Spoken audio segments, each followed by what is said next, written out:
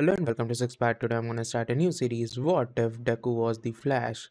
Part 1. If you enjoyed this video, please give it a big thumbs up, and to watch more videos like this, subscribe to my channel and turn that bell notification on so you never miss an upload. Now wasting no more time, let's begin. Life in Izuku Midoriya was terrible for a lot of reasons. For starters, he was quickless, which meant that in a culture that valued and embraced power, people with it typically had the upper hand over those without.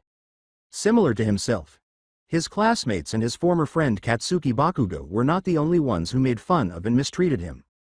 But there were also those who thought that because he was quirkless, he wasn't really human and therefore wasn't worth much. He could be beaten and mistreated without any consequences because his life didn't matter. It was a terrible life for him. This time, he had made the mistake of running, knowing that it would end if he had simply accepted the small beating and a few insults. However, because he had fled, he would have received a far harsher beating than he would have otherwise. Although he had already received one beating and did not enjoy being the target of another, that had been a mistake. He had been beaten by the gym teacher 2 hours prior for not treating him with the appropriate deference. Mr. Arisaki wanted to hit him because the older man had a bad day and needed to vent, but Izuku knew that was bullshit. He was always that someone. The older man didn't really care that his quirk gave him steel knuckles or that he was 3 times bigger than his victim. Arisaki was only truly alarmed when Izuku bled on his sneakers, putting blood drops on them to mark them. After that, he further punished Izuku. Bakugo and 2 other people who had hung out with his former friend confronted him later. Running had been his mistake. He didn't want to sustain any more damage than he had already. Now that all 3 were pursuing him, the 2 cronies laughed merrily at the thought of how severely Izuku would be punished for having the audacity to flee from his superiors. For Izuku Midoriya, life was terrible in general. The fact that nobody gave a damn made it worse. Not the police, not the teachers, and not the heroes. Izuku winced when he finally looked at his location. Gasping for air, he slipped through a fence's opening and made his way to what he could only assume was an open warehouse door, asking, "Where am I?" wishing he could find a suitable hiding spot once inside. Izuku grimaced in the dreary warehouse. There were several hundred metal-sealed barrels throughout the building, and each one had a warning hazmat sticker of some kind. Overall, the worst place to hide from someone with a quirk involving nitroglycerin. For anyone foolish enough to be near any of the barrels, one mistake could spell disaster. However, he had no other option because Bakugo and his cronies would make him pay for his running if he left. He hoped that none of the barrels were leaking as he cautiously made his way through them. The only thing that saved him was Bakugo's common sense, which prevented him from going inside. One of them said, "I am not going in there, Bakugo." Bakugo nodded. Bakugo backed away from the open door, growling, "Deku would not be stupid enough to go in here. He must be hiding somewhere nearby. Find him. I owe him a serious beat down for being such a stupid jackass." Izuku sighed with relief and chose not to try his luck inside behind a number of barrels marked with large M's. It is about to rain, so his ass kicking can wait until tomorrow. Fortunately, it was Friday, and he could stay in his mother's apartment until Monday, when he had to leave for school if needed. Izuku muttered, looking around for anything that might be a door leading out of the building of death. There has to be another door. He grinned when he saw an exit sign, thinking maybe he was getting lucky. He moved toward the door, edging past the barrels. The owner of the warehouse was unaware that he had set up the building to be involved in a natural disaster accident. There was a lightning rod on the roof with wires connected to several flammable material barrels. The owner believed that if lightning struck the rod during a thunderstorm, the entire warehouse would catch fire, and he would then file a claim with his insurance company and earn millions of dollars. As he got closer to the door, he let out another sigh of relief before flinching when his bruised right side ribs came into contact with a barrel's top. His pain from Arisaki's earlier beating was suppressed by his adrenaline during his frantic escape from Bakugo, but he was now starting to feel the effects of the pain. He moaned as he opened the door. There was another room beyond the door. On this one, skulls and crossbones were affixed to a number of glass containers that held various colored liquids. He muttered, "So much for luck." Then he saw another door, this one on the opposite side of the smaller room. He shrugged and moved slowly in its direction. He knew it would likely rain soon after hearing the distant clash of thunder. Before that happened, he wanted to get home. He heard an explosion in the center of the room, and then everything turned white. After lightning struck, energy surged down the wire. The flammable materials exploded, releasing sparks. The explosions in the smaller room essentially knocked Izuku to the ground. The rod was hit by lightning once more, and this time it rushed into the tiny room and the sealed chemicals kept there. The glass containers broke and splattered onto Izuku and the rest of the room. He erupted into flames as the lightning that pulsed through the room passed over him. He crawled in agony to the door, where lightning struck him once more. He let out a series of shrieks. Thankfully, he then fainted. Restoration. Hours later, Izuku woke up in the wreckage and took a deep breath. He anticipated being burned and in pain when he stood up. His school uniform was burned and tattered, and he looked at himself in confusion. He was all right, though. He let out a sigh of relief and touched his face.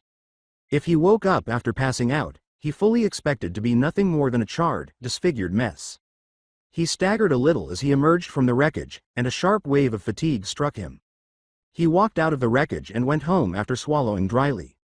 He just wanted to get home and sleep right now. He would look for answers later. It took him almost 2 hours to get to the closest transit train, and he felt as though he was walking through mud the entire way. He had to fight to stay awake as he slumped in one of the seats, struggling to keep his eyes open. He moaned as he got up and staggered out of the transit car when the train came to a stop. He was tempted to simply lay down on the sidewalk as sweat trickled down his face. However, a fresh source of resolve filled him when he eventually arrived at his and his mother's apartment building. In a matter of seconds, he arrived at the apartment as his bed beckoned. He knelt down and crawled inside, making his way directly to his bedroom. Fortunately, his mother wasn't present, and he anticipated that she wouldn't be for at least an additional hour. She earned some extra cash by cleaning other apartments. He crawled into his room, took off his school uniform, and threw them in the garbage. He clambered onto his bed, fell, and was rendered unconscious as soon as his head struck the pillow. He was asleep in his bed when his mother arrived home, so she chose to simply let him sleep. However, she went to wake him at noon the following day because she was worried. As she shook him and his eyes opened, Inko Midoriya said, "Izuku. Izuku. Wake up," she said. "You have been asleep for almost 20 hours. Are you all right?" He took a deep breath and grinned. Izuku said, "Yes. Actually, I feel great." He got up and exhaled deeply before feeling the sudden need to use the restroom. She laughed and walked to the door. As she went to wait for him at the table, Inko informed him, "Well, lunch is ready. We got all those leftovers to get rid of." After taking care of some business that took much longer than he anticipated, he was in the restroom. Izuku gasped as he saw himself in the mirror after taking off his t-shirt. He had more muscle in his arms and chest than he had a few days prior. He then lightly touched the area where his ribs had previously been bruised. There was no pain or indication of a bruise. None of the injuries that Arasaki had caused him were visible. He looked down and saw that his legs were wider and larger than before. Izuku was stunned and asked, "What the?" before recalling the chemicals splashing on him the previous evening. He started to question whether it had changed him in any way. He grinned as he looked in the mirror, but as his stomach growled, he hastily put on a transparent long-sleeved t-shirt. Leaving for the table that held leftovers from the previous 4 days. He started eating after filling a big plate, then continued to eat. The leftovers were quickly consumed. Inko gazed at him in disbelief. With a broad smile, Inko remarked, "Someone was hungry." He was happy that Izuku's appetite was healthier and better than usual. As he consumed the remaining chicken with brown rice, he nodded. She thrust an envelope in his direction, and he nodded. "Oh, could you do me a favor today? I need to clean Miss Toshinorji's apartment. I also need to mail in the rent. Could you take this down to the post office and send it out?" He would need to take a chance on not running into Bakugo. He made an effort to assist his mother whenever he could, which included running errands and going grocery shopping. He may even have the opportunity to return to the warehouse and attempt to determine his fate as a result of the errand. Izuku stood up and went back to his room to shower and change. "Sure, Mom. No problem." He ran his hands over his now muscular body while it was still under the shower's spray. It had not been a hallucination. He had gained muscle mass and felt stronger overall. "Weird," he muttered, grinning slightly. He no longer has the scrawny appearance he once had. His mother was gone when he emerged from his room. So he picked up the envelope and headed to the post office first. After finishing, he made the decision to walk to the warehouse. He thought he could walk the 10 miles with ease because he was so energized. He had hoped to avoid the voice that he heard near the end of the street. "Deku." Bakugo stomped toward him, his hands igniting tiny explosions as he growled loudly. His former friend gloated and grinned malevolently, saying, "Nowhere to run this time. Fat Wing and Fingers are blocking your escape route." He noticed Bakugo's friends to his left and then right. They both flashed sadistic smiles. Izuku could only get out by going back down the street. But for at least half a mile, there were no alleys or other streets. Either Bakugo would blast him to stop him or at least slow him down long enough for the three to beat on him, or the three would easily catch up to him. Since he had no other option, he started to run, and the three were chasing after him. Bakugo sneered as he was about to blast, "Not this time, weakling. This time you are going to regret running from what is coming to you." He stumbled to a halt when Izuku vanished so quickly that the other barely recognized him.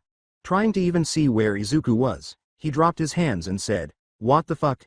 However, he had vanished. Yuba walked away, leaving his leader to try to figure out what had happened. UUUHHHMMM. Bakugo. What? That was Deku, wasn't it? He just sort of. I am freaking out. Did that loser just? Never mind. I do not want to know. He was on the verge of blasting Izuku one moment, and then he was simply gone. Vanishing in a jumble of forms. He walked home, shaking his head. He would confront Izuku once more tomorrow and insist on knowing how the other person accomplished that. Since he was aware that Izuku lacked a quirk, he assumed it was merely a ruse. Izuku started to run, muttering, gotta run fast. Gotta get away. Then, before he knew what was happening, he was moving so quickly that the air whizzed past his ears and people, cars, and buildings were all just blurry. He was on the beach and streaking on the water in an impossible way in a matter of seconds. He turned and headed back towards shore, which appeared to be about a mile away, whispering in shock, "I am running on water." He halted as he got closer to the beach and fell into 3 feet of water. Not even exerting much effort to breathe, he exclaimed, "What? What the fuck was that?" as he emerged from the water and fell to his knees upon reaching the shore. He noticed that his clothes were torn when he looked down at himself. He got up. With a start, he started running again, this time along the running trail beside the trash-infested beach. Have to try that again. As he ran, he could actually identify the blurs. In a matter of seconds, he was miles away from his previous location after passing billboards, buildings, and trees. He burst out laughing. His stomach growled as he started to comprehend that he could run and move at a dizzying speed. Wow! That was awesome. Getting a friend. As Izuku entered Burger King, he stood in front of the counter, and the girl behind it gave him a strange look. Even though his clothes were a complete mess, his only thought right now was how hungry he was. He took out 1,000 yen from his pocket. He asked the pink-horned girl, how many cheeseburgers can this get me? Oh, and a large Diet Coke. She blinked and typed the order quickly. The girl said, about 26. Do you want 26 cheeseburgers? And Izuku grinned. Izuku gave her the money, and 5 minutes later the girl pushed a tray full of 26 cheeseburgers. Yes, please. She didn't anticipate that he would go sit at one of the tables and essentially eat the cheeseburgers by himself. Instead, she was expecting a group of the boy's friends to arrive and eat. Mina Ashido felt compelled to call the manager when the ragged-looking boy entered. However, she was amazed that someone as toned as him could fit so many cheeseburgers into his stomach after he ordered and consumed so many. In addition, she found him somewhat adorable. In order to have enough money to purchase a very valuable collectible that was up for sale on eBay, she had accepted this job. She barely had enough money to buy it because she worked on the weekends and after school for a few hours. A 14-inch replica of the Alien Queen, signed by Sigourney Weaver, in limited edition. She shook her head as she walked over to the table and looked down at the boy. She said with a smile, "That was a lot of cheeseburgers." He seemed to finally notice her when he looked up at her. The girl shrugged when Izuku said, "Yeah. I was really hungry. Sorry if I seemed out of it when I came in." She placed the tray on top of the garbage can after picking it up and throwing the wrappers in the trash. Izuku shrugged when Mina said, "That's okay. How did you eat all those?" In fact, he didn't know, but he suspected it was related to his new ability. I mean, the last person to even come close to that was this big, chested dark-haired girl. She ate about 10 of them plus over a half-dozen large fries. But she told me she needed limpets to create things. Is that why you needed to eat so many? It is part of your quirk? She asked, and he exhaled deeply. Izuku sadly remarked, "I am quirkless." He knew that the pretty pink girl would now quickly flee. She had 2 tiny horns and pink skin and hair, but now that he really saw it, she was very attractive. Her eyes, however, were the coolest he had ever seen. They appeared to sparkle and had black and yellow irises. He was perplexed by her lack of movement. She shook her head when he said, I said I am quirkless. Are you going to like? I don't know. Stop being nice to me now." Mina introduced herself, and Izuku grinned widely. Nope. By the way, I am Mina Ashido and you are, Mina said. Izuku Midoriya. I am a little confused. You know, most people when they find out that I am quirkless, they treat me differently. Like I am less than human. Izuku groaned and Mina laughed. Izuku took a quiet breath as Mina said, I suppose people treat me about the same as being quirkless. I am a quirk oddity, quirk-altered abnormal is the polite term. The impolite one is freak. Her statement was accurate. Some people treated people who thought that people with quirks weren't really human in the same way as those without quirks. She took a seat on the other side of him. She smiled slightly and said, So Izuku Midoriya. Tell me about yourself. He looked at the counter, and she gave him a shrug. Oh, don't fret about that. This was my last day. I only took this job to get enough money to buy something I wanted off eBay. Actually, about 3 months I am going to take the hero exam and try to get into the UA. Izuku grinned at her. With a slight furrow on her forehead, Izuku stated, That is what I want to do. She shook her head. Izuku merely grinned when Mina said, Are you sure that is wise? I mean, without a quirk you don't stand much of a chance. The practical test is supposed to be a killer. He was aware that his ultra speed was not a quirk, but he was still unsure of what it was. He was essentially still quirkless. The manager yelled, Ashido, what are you doing? Get back to work. Mina removed her hat and threw it to the older man. The black shirt was then taken off and thrown to him as well. Izuku pulled the Burger King shirt over her head and stared at her chest for a moment. Her lovely chest was accentuated when she held her arms straight up, particularly considering that she was sporting a V-neck t-shirt with a striking amount of cleavage. He abruptly stopped staring at her chest and turned to face her as she turned back to face him. With an enormous smile, Mina said, Sorry Tongi. I just quit. Izuku gave her a vigorous nod when she said, Since I no longer work here, do you want? Maybe go for a walk? She chuckled as she stepped outside and pointed back to the Burger King. She told him, Never work at one of these. The pay is alright. But the work really sucks. She then started to walk aimlessly. Izuku asked, So what is this thing you want off eBay? What is it? Mina gave him a big smile. Izuku stared at Mina in confusion as she exclaimed, Only the coolest thing ever. It is a replica statue of one of the greatest movie creatures ever made. A genuine alien queen signed by Sigourney Weaver. Mina stopped walking and looked at Izuku in horror as he asked, A what? He continued to look perplexed when Mina said, An alien queen. You know, from the movie Alien, or actually it is from one of the sequels. She is like the most awesome badass monsters out there. If we are going to hang out together, Izuku, you have to see those movies. Hey, I got an idea. Tomorrow they're playing all of them at the Gallery movie theater. We could go. That hit Izuku like one of Kachan's blasts. He staggered and started to take deep breaths. Izuku stumbled. Wait. Like a date? Mina laughed.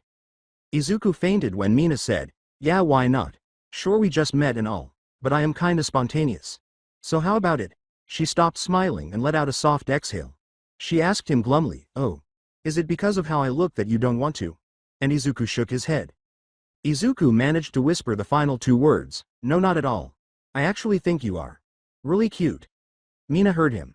Mina laughed as he admitted, I have never been on a date before. That is nice to know you think I am really cute. By the way, I think you are really cute too. As for going on a date, I never have with anyone before either. Sue, how about we try it, and if it flops we just be friends? Mina replied with an enormous grin.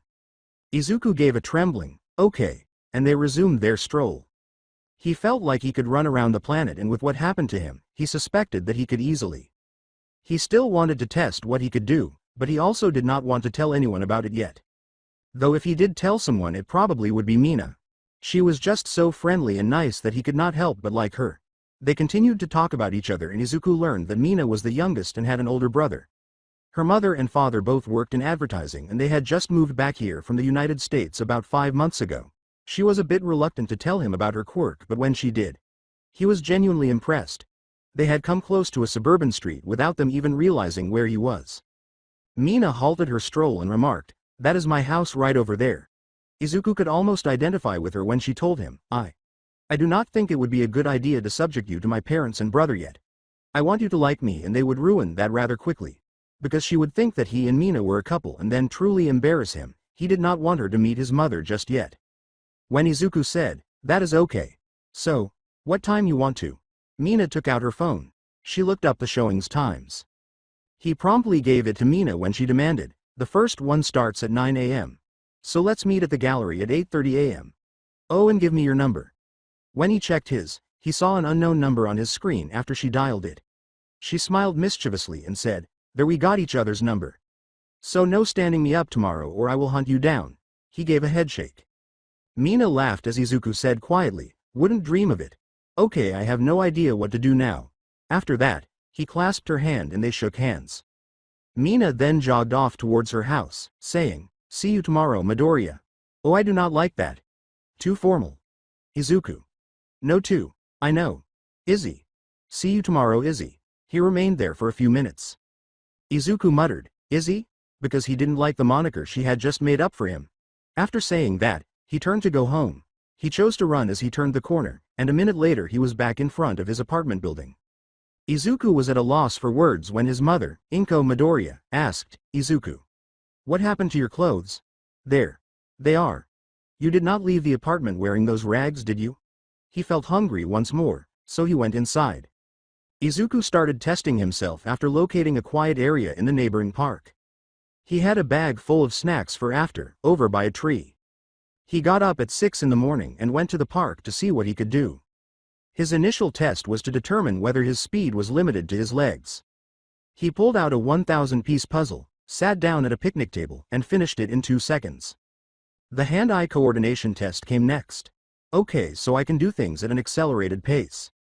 He took out a dozen tennis balls and started juggling them. Although he could see them, he knew they were moving so quickly that they appeared as a yellow streak. After completing additional tests, he discovered that whatever had happened to him had also accelerated his endurance, stamina, and reflexes. After checking his watch, he went to his snack bag and ate a few granola bars. He chewed the 9th bar and reached for another, mumbling, "Problem, it seems that I need a great deal of calories every time I use my speed." He picked up the empty bag and headed home at a moderate pace, possibly no more than 100 miles per hour. He had to get ready for his date and clean up, intending to arrive on time. Arriving at home in a short while, immediately making his way to his bathroom. Everything and everyone seemed to be moving more slowly at times, which made it feel strange. It made him very impatient. He took a quick shower and got dressed. Deciding to dress in a light blue long-sleeved t-shirt and black jeans. He even attempted, but failed, to comb out his hair's curliness. His hair would essentially bounce back to be fluffy with patches of held-down parts, even after he tried gel. He gave up as a result. His mother saw him again in the living room. Inko remarked, "You are dressed somewhat better than usual on a Saturday." Izuku turned to face himself. In case she overreacted, he hadn't planned on telling her. However, he was aware that she would gently nudge him until he revealed the deviation from the norm.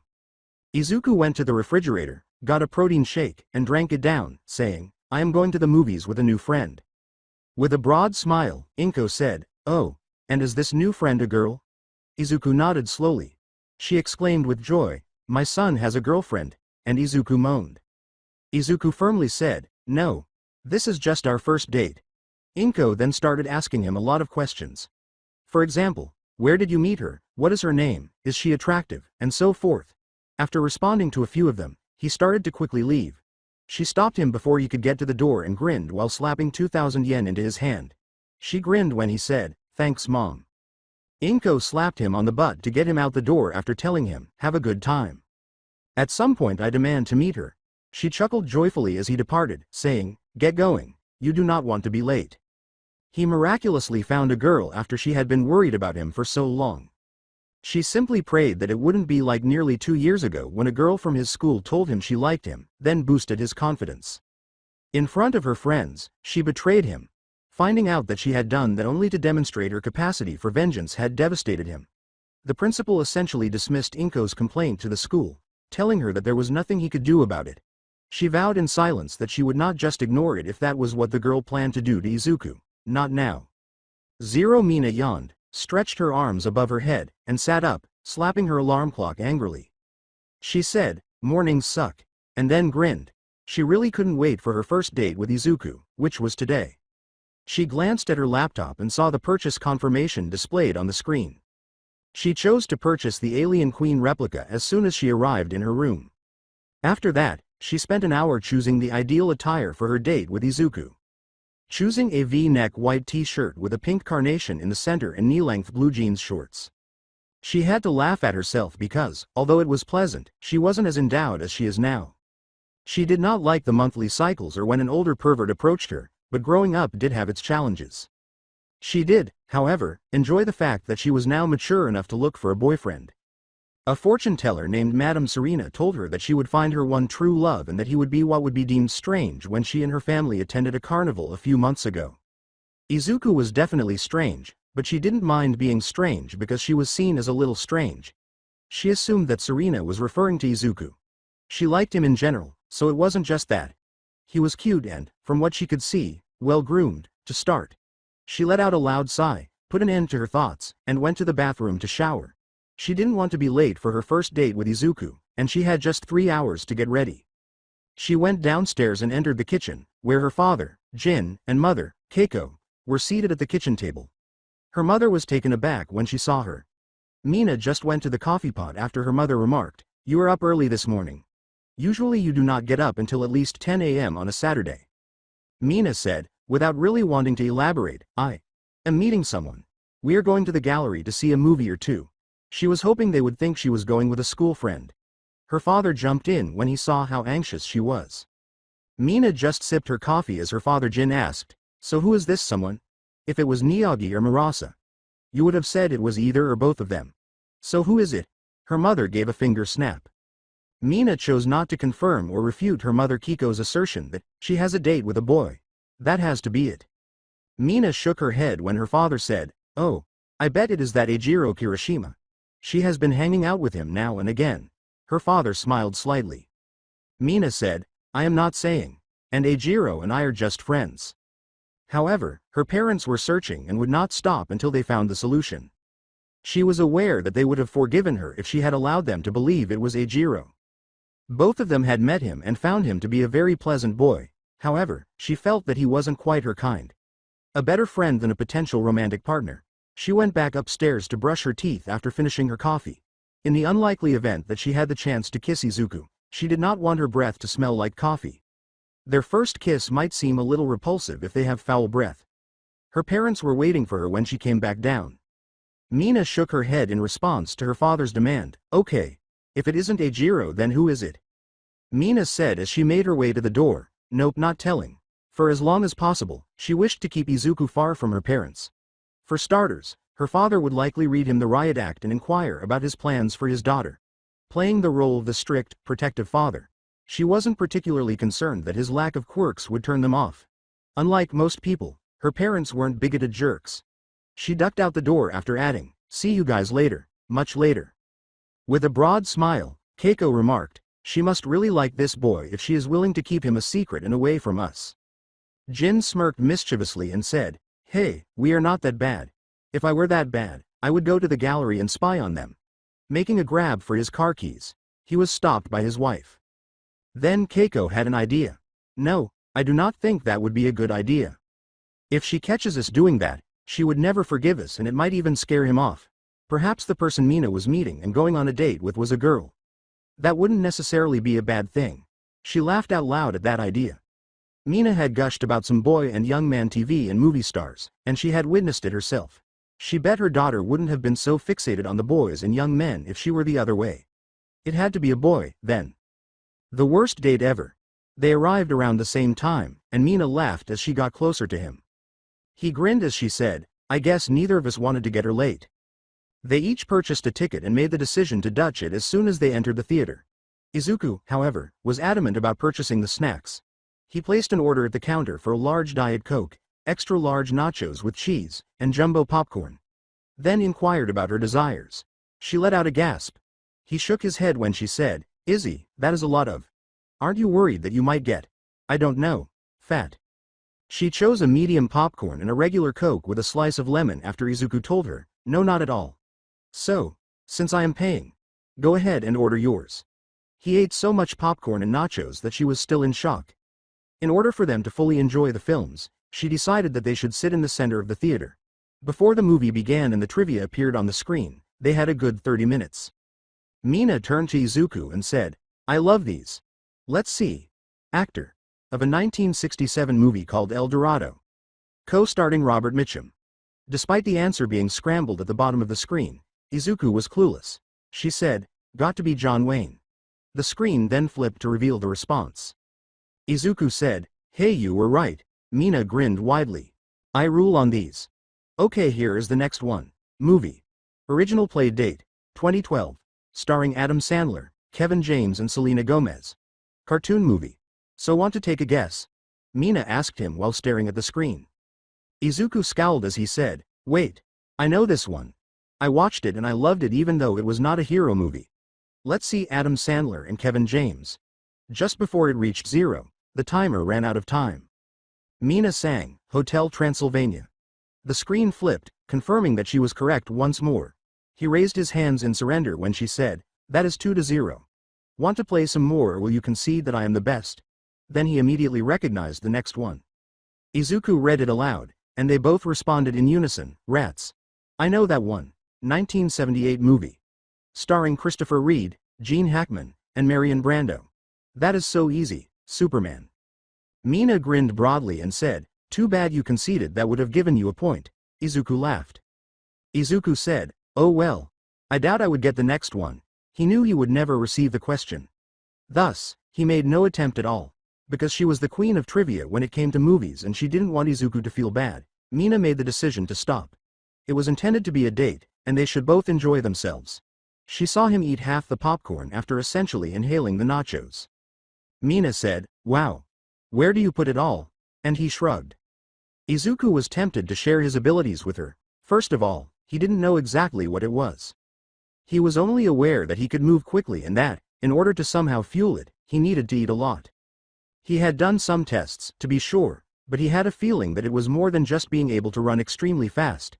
The lights snapped back to full brightness in the house just before the next trivia question appeared. When 5 men entered, the lead one strode down in front of the screen. They could both see that there were roughly 24 people seated throughout the theater. Alaska 47, assault rifle in hand. He glanced at all the staring faces and sneered. The smallest of the 5, holding his weapon in front of him, declared, "No one move. Dot and you will not be harmed. We are the infinite light. Dot and we are dedicated to bring true freedom to the oppressed." Pointing at first at one person in the theater and then at another.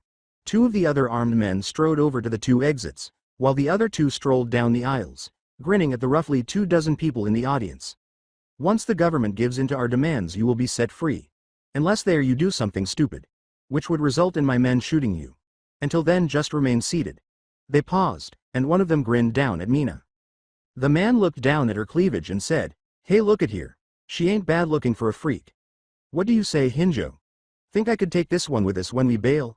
She glared up at him while covering her chest with her hands. Mina snarled, "Touch me and I will burn you."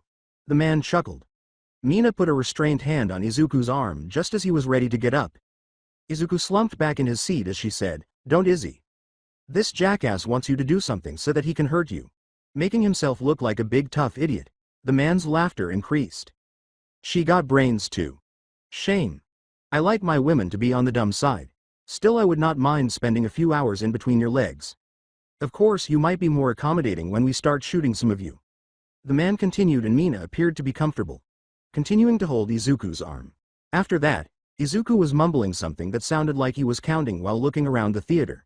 Then he gave her a smile. Mina was perplexed when Izuku said to her, "After this I promise to explain everything." She tightened her hold on his arm. A gust of wind blew over Mina, making her blink. "Don't do anything stupid. These assholes mean business, so whatever you are."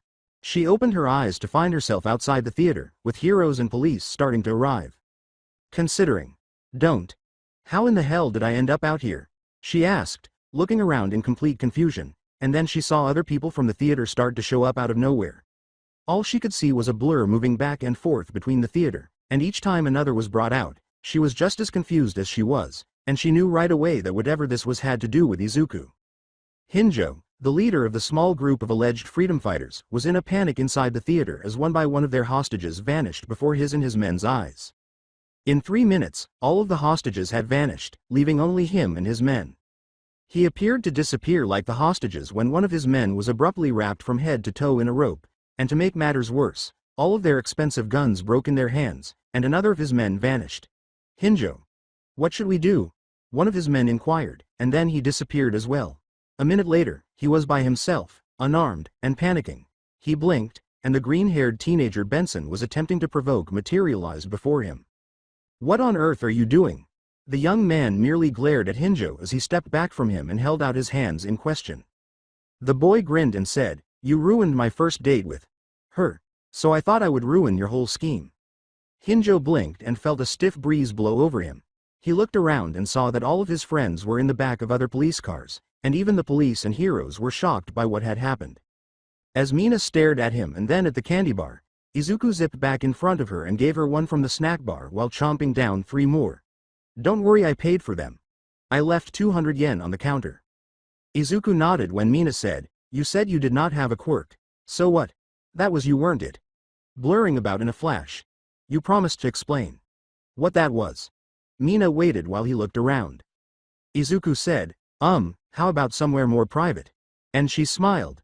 He then picked her up bridal style and said, "Don't worry, I won't go as fast as before. If I did, you might lose your clothes." She blushed, too, but not because she liked being picked up. Rather, it was because he was carrying her away. Before she could say anything, a lighter breeze blew over her, and she could see Izuku's legs moving at an amazing pace. She knew right away that he was doing this, though, and that it wasn't a quirk. A few seconds later, he put her down again, and she knew exactly where they were. Dagoba Beach, with mounds of trash scattered everywhere. She shook her head, looking out at the ocean. Mina looked back at him and said, "You know, being lied to is not a good start of a friendship or a relationship." He rubbed his hand over the back of his neck and let out a loud sigh. She listened carefully, wanting to learn more about him, especially his past, but she knew he would not yet share it. "I actually did not lie. I am quirkless. This is something else. I was in an accident and..." Izuku then began from the beginning, explaining how he was being pursued by his adversary and former friend, how he had entered an old warehouse, and how the accident happened. If he managed to survive, he was able to move and run very quickly a day later. Mina grinned and then scowled. "Basically, you didn't lie to me. Since we only met yesterday, I can see why you were hesitant to tell me. Thanks to those idiots, our date was pretty much ruined, well, exposing you to the alien movies, that is. So, how can we get this date back?" He laughed when she asked, but then he realized that she had mentioned that she enjoyed dancing, and he was hungry, so they needed to do something they would both enjoy. "Do you know how to roller skate?" "I have an idea. Good, because about a mile from here is a roller rink. They play some decent music and they have the best pizza around." Izuku asked, and she gave him a vigorous nod. He scowled and let out a sharp exhale. Izuku attempted, but was unable, to smile when Mina said, "What's wrong? It sounds perfect." Izuku said in a low voice, "Kachan and a lot of my classmates hang out there. I generally try to avoid them." Mina took his hand in hers. Izuku grinned sheepishly as Mina said, "Hey, if nothing else, you probably can kick their asses in a blink of an eye. If not, let's see how they like sulfuric acid. You know, our school districts are not that far apart. I kind of wish I got sent to your school instead of the one I go to. Do you not?" When she asked, he closed his eyes and glared out at the ocean with a stern expression. Mina looked at Izuku in disbelief as he said, "No, I don't." "What makes you not want me to be there?" Feeling a little hurt that he would not have wanted her at his school, Mina stammered out, certain that they would have become friends, perhaps even closer. Izuku sadly said, with a few tears streaming down his cheeks, because you would just be another that would. The girls in my school treat me like I am. I do not know if I could handle you doing it to me too." She shook her head. Izuku kept shaking his head as Mina said, "No, I am sure we would have become friends." Mina kept shaking her head as Izuku said, "You would have tried. But after some time, being singled out and probably being subjected to the same as me, you would have no choice but to become like them." Mina took his right hand in her left. "How are you even able to think or say that? Do you mean to tell me that you don't have any friends at school?" Mina asked, and the response nearly made her shudder. "Not a single Oniya. In fact, you are the first person I feel a connection to besides my mother." Mina growled as Izuku took a deep breath and more tears streamed down his cheek. "My mom has tried to do something. Report it to the principal, the police, and even the local heroes. No one cares if a quirkless boy is. No one cares. My time at school is not pleasant. I am tormented, beaten, and treated like I do not matter at all. That I am not really human or alive. Mina squeezed his hand in hers and said, I care. She then reached up to wipe some of her own tears from her face, and he smiled back. I will prove that I care. Let's walk to the roller rink and I want you to tell me everything. She told him, and as they walked, he reluctantly and slowly told her everything. She listened carefully and tried to think of ways to help him, because she liked him and wanted to hear what he had gone through and what he would likely continue to go through. It made her sick, and she needed to do something, but she didn't know what. Until then, she chose to change the topic. You know, with what you can do, you could easily get into UA. Izuku paused abruptly after saying, I need to get a better understanding of my speed. To do that I need somewhere to. I don't know. See what I am capable of. When he turned to face the line of city dumpsters that were situated just outside the beach, he grinned and thought, this could work. The city had put them there in the hopes of encouraging some locals to clean up Dagoba Beach, but there were mountains of trash and it seemed like an almost impossible task. What might be effective? As he pointed out onto the beach, Mina asked, pausing as well. They both kept walking after Izuku said, I could come here after school and clean the beach. Test myself and it would also make me stronger. If I were to come and keep you company while you were doing that, would that be okay? Good then after each day. We can hang out. Spend some time together. Mina asked, and he nodded. That sounds like a great idea, she said, clapping her hands as she saw the roller skating rink. This is going to be a blast. Mina grinned at Izuku as she rolled around the rink. What had transpired at the gallery movie theater was entirely compensated for by this. Nevertheless, she was determined to show him the awe and sheer magnificence of the alien films, particularly the Queen Alien. However, this was equally good. After arriving an hour or so ago, they went for a few spins, skate dancing, but mostly just rolling around the rink hand in hand. She enjoyed holding his hand because it made her heart tingle warmly. Since all she could think about was how he could still be the person he was now and even display any signs of joy, it had taken her a few minutes to fully embrace having fun. Not after everything he'd been through for years. She had to do something, but she wasn't sure what it was. She therefore made the decision to consult her parents for guidance later. Izuku pointed to the concession stand and said, I am starving. How about we get a couple of pizzas and eat? Mina smiled mischievously and said, sounds good to me. Wait, did you say a couple of pizzas? After that, they looked at him in disbelief as he essentially swallowed 2.5 pizzas. Izuku couldn't help but laugh as she giggled. You know that is a definite downside to your speed. You better hope that you don't end up looking like fat gum. Izuku looked at the rest of the pizza and said, I think that I have to have a lot of calories to sort of fuel it. That is something else I need to get a handle on. I need to build up my resistance to the need for fuel. Having consumed the majority of the pizza in front of her, he felt a little bad and asked, Are you? Did you eat enough? She shoved the 2 remaining slices in his direction while laughing. As he ate one of the slices, he grinned at Mina and said, I had 2 slices and that is plenty enough for me. I have no intention of getting pudgy. Izuku said, blushing when he realized he had actually said it aloud, even if you gained a few pounds. I would still think that you were beautiful. She gave him a sly smile.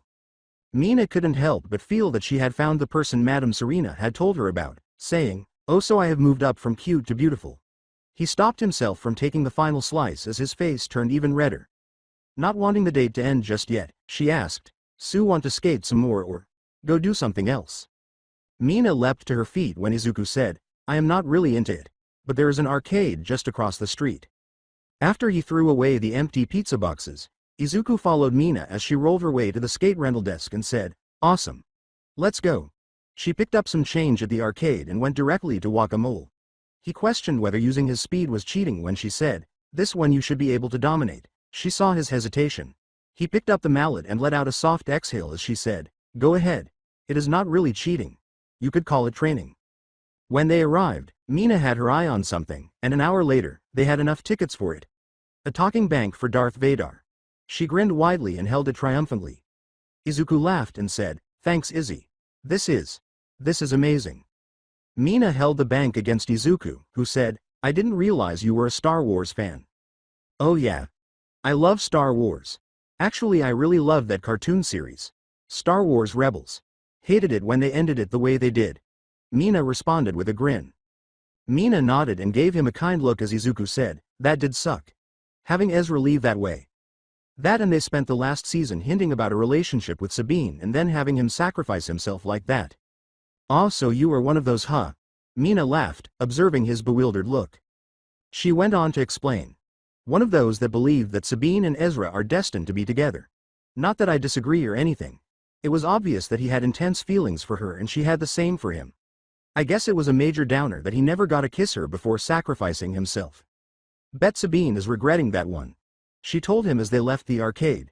She was aware that the date was almost over as the sun began to set. Izuku asked, "What other cartoons do you like?" Mina reached over and took his hand in hers again. Bugs Bunny, Looney Tunes, and of course Rick and Morty. I know that is weird that I like Looney Tunes. But I love it when Daffy Duck gets blasted by Elmer Fudd. Or when the wolf falls off cliffs. Mina said to him, and Izuku chuckled. Mina hurriedly checked her cell phone for her train and the time it left as she walked towards the local train station. Mina shook her head when Izuku suggested, "You know I could run you home." "Nope. I do not want to subject you to my parents quite yet. I am hoping to, you know. Maybe date you more. You meet them and you will use your speed to run far away." Mina replied with a chuckle. He believed her for a brief moment before he couldn't help but laugh along with her. She moved ahead of him. He had no choice but to agree when she said, "Well, the date started out pretty bad, but I got to say the ending was salvaged."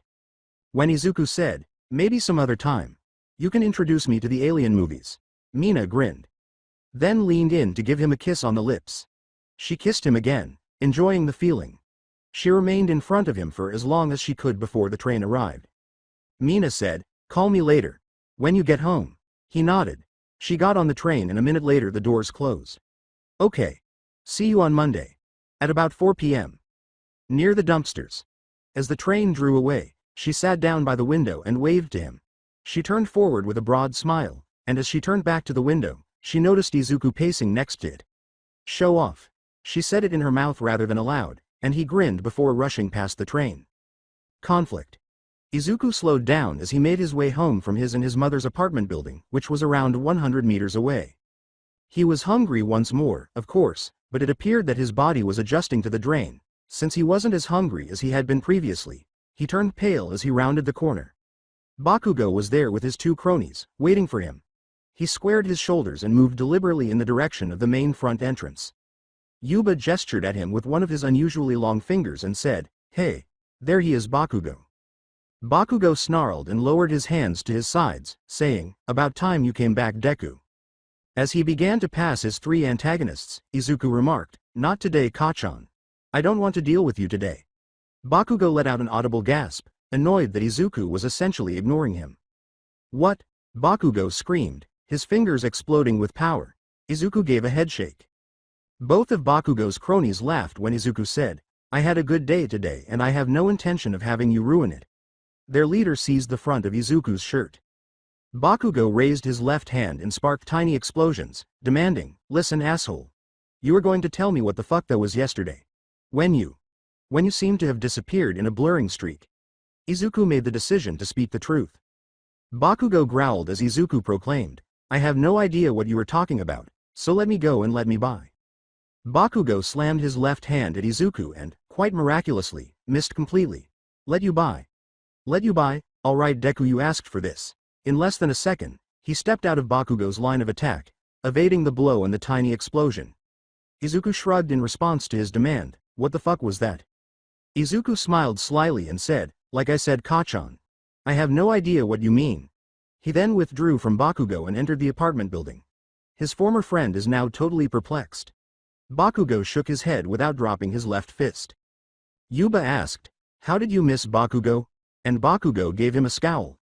Bakugo lowered his left hand and snarled, "Shut the fuck up and let me think." As he tried to figure out what he thought was impossible, he thought, "How did I miss?"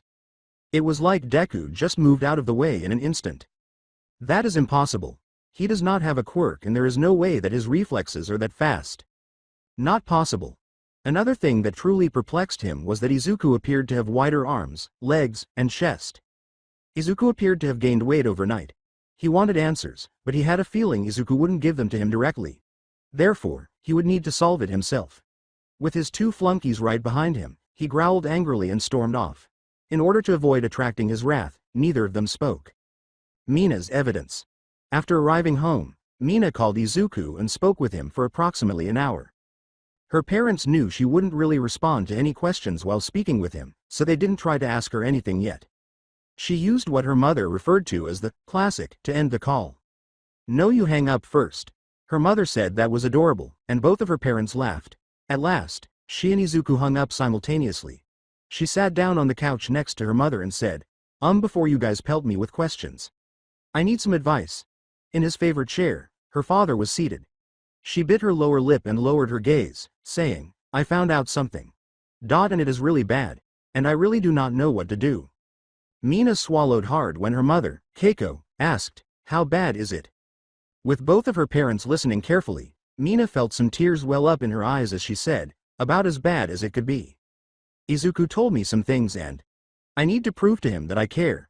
She then gradually explained to them what she had seen in Izuku, and neither of them interrupted her. She was aware that her mother was not handling it well, though. Her father took a sharp, enraged breath as she finished, and before she could act, her mother seized her in a violent, sideways embrace. With tears streaming down her cheeks at the idea of someone they didn't really know being treated so poorly, Keiko remarked, "Oh, that poor dear. Jin, there has to be something we can do." That was one of the reasons Mina loved her parents so much. They were the type that felt for others deeply. Relishing in the hug that her mother was giving her, she looked over at her father who was gripping the arms of his chair so tightly that his knuckles were turning white. "Our society is supposed to be one of tolerance. Then you tell me that not only is your boyfriend is not only a subject of bigotry and prejudice, but he is also a subject of constant torment and abuse. That is horrible beyond words." Jin stated angrily, having an intense desire to walk into that school and see how all those there liked being gored by his horns. He could tell that his wife Keiko would not mind going with him, misting some of her corrosive foaming acid onto them. "What can I do?" Mina asked, and her father sat back in his chair, thinking for a few minutes and then snapped his fingers. "Let's go tell this to Murasa's father Roger. I would bet as a lawyer. He can suggest what can be done." Jin slapped his hands on the arm of his chair and stood. Both Mina and her mother Keiko did as well, all heading outside and walking 7 houses down the block. Roger Kingley was an American that while on vacation 17 years ago met and fell in love with Torisagi Hinaka. Within a month they were married and he moved his law practice here. Murasa was born a year and a half later. Before and after the Ishido family left for the United States, the two families had been close. After saying hello, Jin rang the bell at the door. They went to Roger's home office, where Mina and Murasa were seated. Roger sat behind his desk as Mina told them the story of woe. Jin could tell that his friend was about to become homicidally angry. When Mina was done, her friend sobbed and gave her a hug. For roughly 2 seconds, Roger, on the other hand, was controlling his own emotions. "Those frigging AARGGGGGG." Roger was furious and on the verge of going completely insane. He stood and paced back and forth behind his desk, saying, "If what you told me is true, then I will personally sue the school and work pro bono.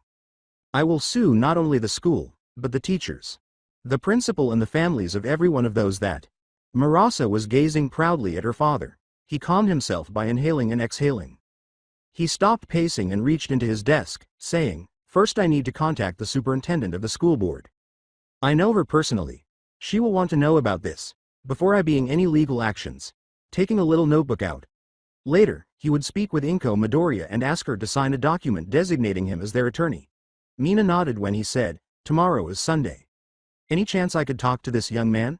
She then turned to face her parents because she still didn't want to introduce him to them. Mina firmly said, Yes, I can have him come over. Here. Not at my house." Her parents scowled. They both had a suspicion that Mina was still not prepared for them to meet her boyfriend, which they could completely comprehend. They had the potential to be a bit intense, and Jin was determined to scare anyone who dared to date his daughter. Utterly concerned that the two were engaging in an improper activity that involved their nudity. Mina welcomed Izuku when he arrived at the king's home on Sunday. He then met Marissa and her father, Roger. Mina was seated next to the elder man in his office, holding his hand firmly in hers. He watched Roger write down everything that was important and answered all of his questions. Roger told him not to worry after Mina finished and waited a short while for her to stop giving him such a tight hug. That the school was going to face the consequences of the legal process. Mina clung to him once more after they were outside. "Told you I cared. So tomorrow when you are in school, just remember that." Okay. Also, Mr. Kingsley has promised me that he will bring the wrath of the legal system down upon those at the school, she said to him as they hugged. Marissa smirked as she watched Izuku flush bright red and said, "Hey Mina. Dad wants to know if you and your boyfriend want to stay for lunch." Izuku stammered uneasily, B. Boyfriend. Mina glared at Marissa over her shoulder, who quickly fled, laughing, as she closed the door. Mina, who was blushing a little, said, "About that. I really like you, Izzy, so could we, you know, be a couple." Izuku nodded after taking a deep breath.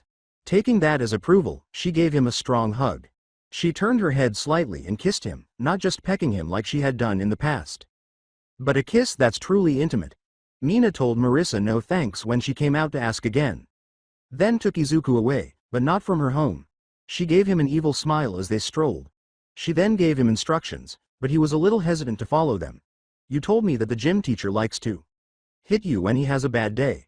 I think I have an idea the next time he tries that." However, he discovered that he was genuinely unable to refuse her. Vengeance feat. When the principal learned that the school superintendent was on his way, he took no chances and sent Izuku to the gym, where he would not be able to see or speak with the superintendent. Naturally, Arasaki was thrilled to be able to express his frustration to the quirkless weakling once he was at the gym. However, he completely missed his attempt to backhand the smaller youth, and his hand fanned the air instead. The large man sneered, turning on his quirk and hardening his knuckles. "Think you are smart? You are just making it worse for you." With a broad smile on his face, he stalked towards Izuku and said, "The principal is tired of you. Tired of your mother's constant complaining. It is about time that you have an accident, one that unfortunately is fatal." He retreated, intending to use all of his strength to bring his right hard-knuckled hand down. He blinked so that he wouldn't miss the sensation of his hand permanently taking Izuku's life. However, he felt a brief gust of wind as his hand descended, and there was a sudden blur. The principal, who detested these unexpected visits or inspections, was on the verge of panic as he hurried outside to meet the superintendent. However, there was always time to spend time with Midoriya, the quirkless loser, in a quiet place at the gym. None of the students or any of the teachers would dare speak. A large percentage of them genuinely did not care, primarily because of that. The others shared his belief that Midoriya was not truly human or alive. In a world where power is centralized, the quirkless were a subspecies that shouldn't even exist.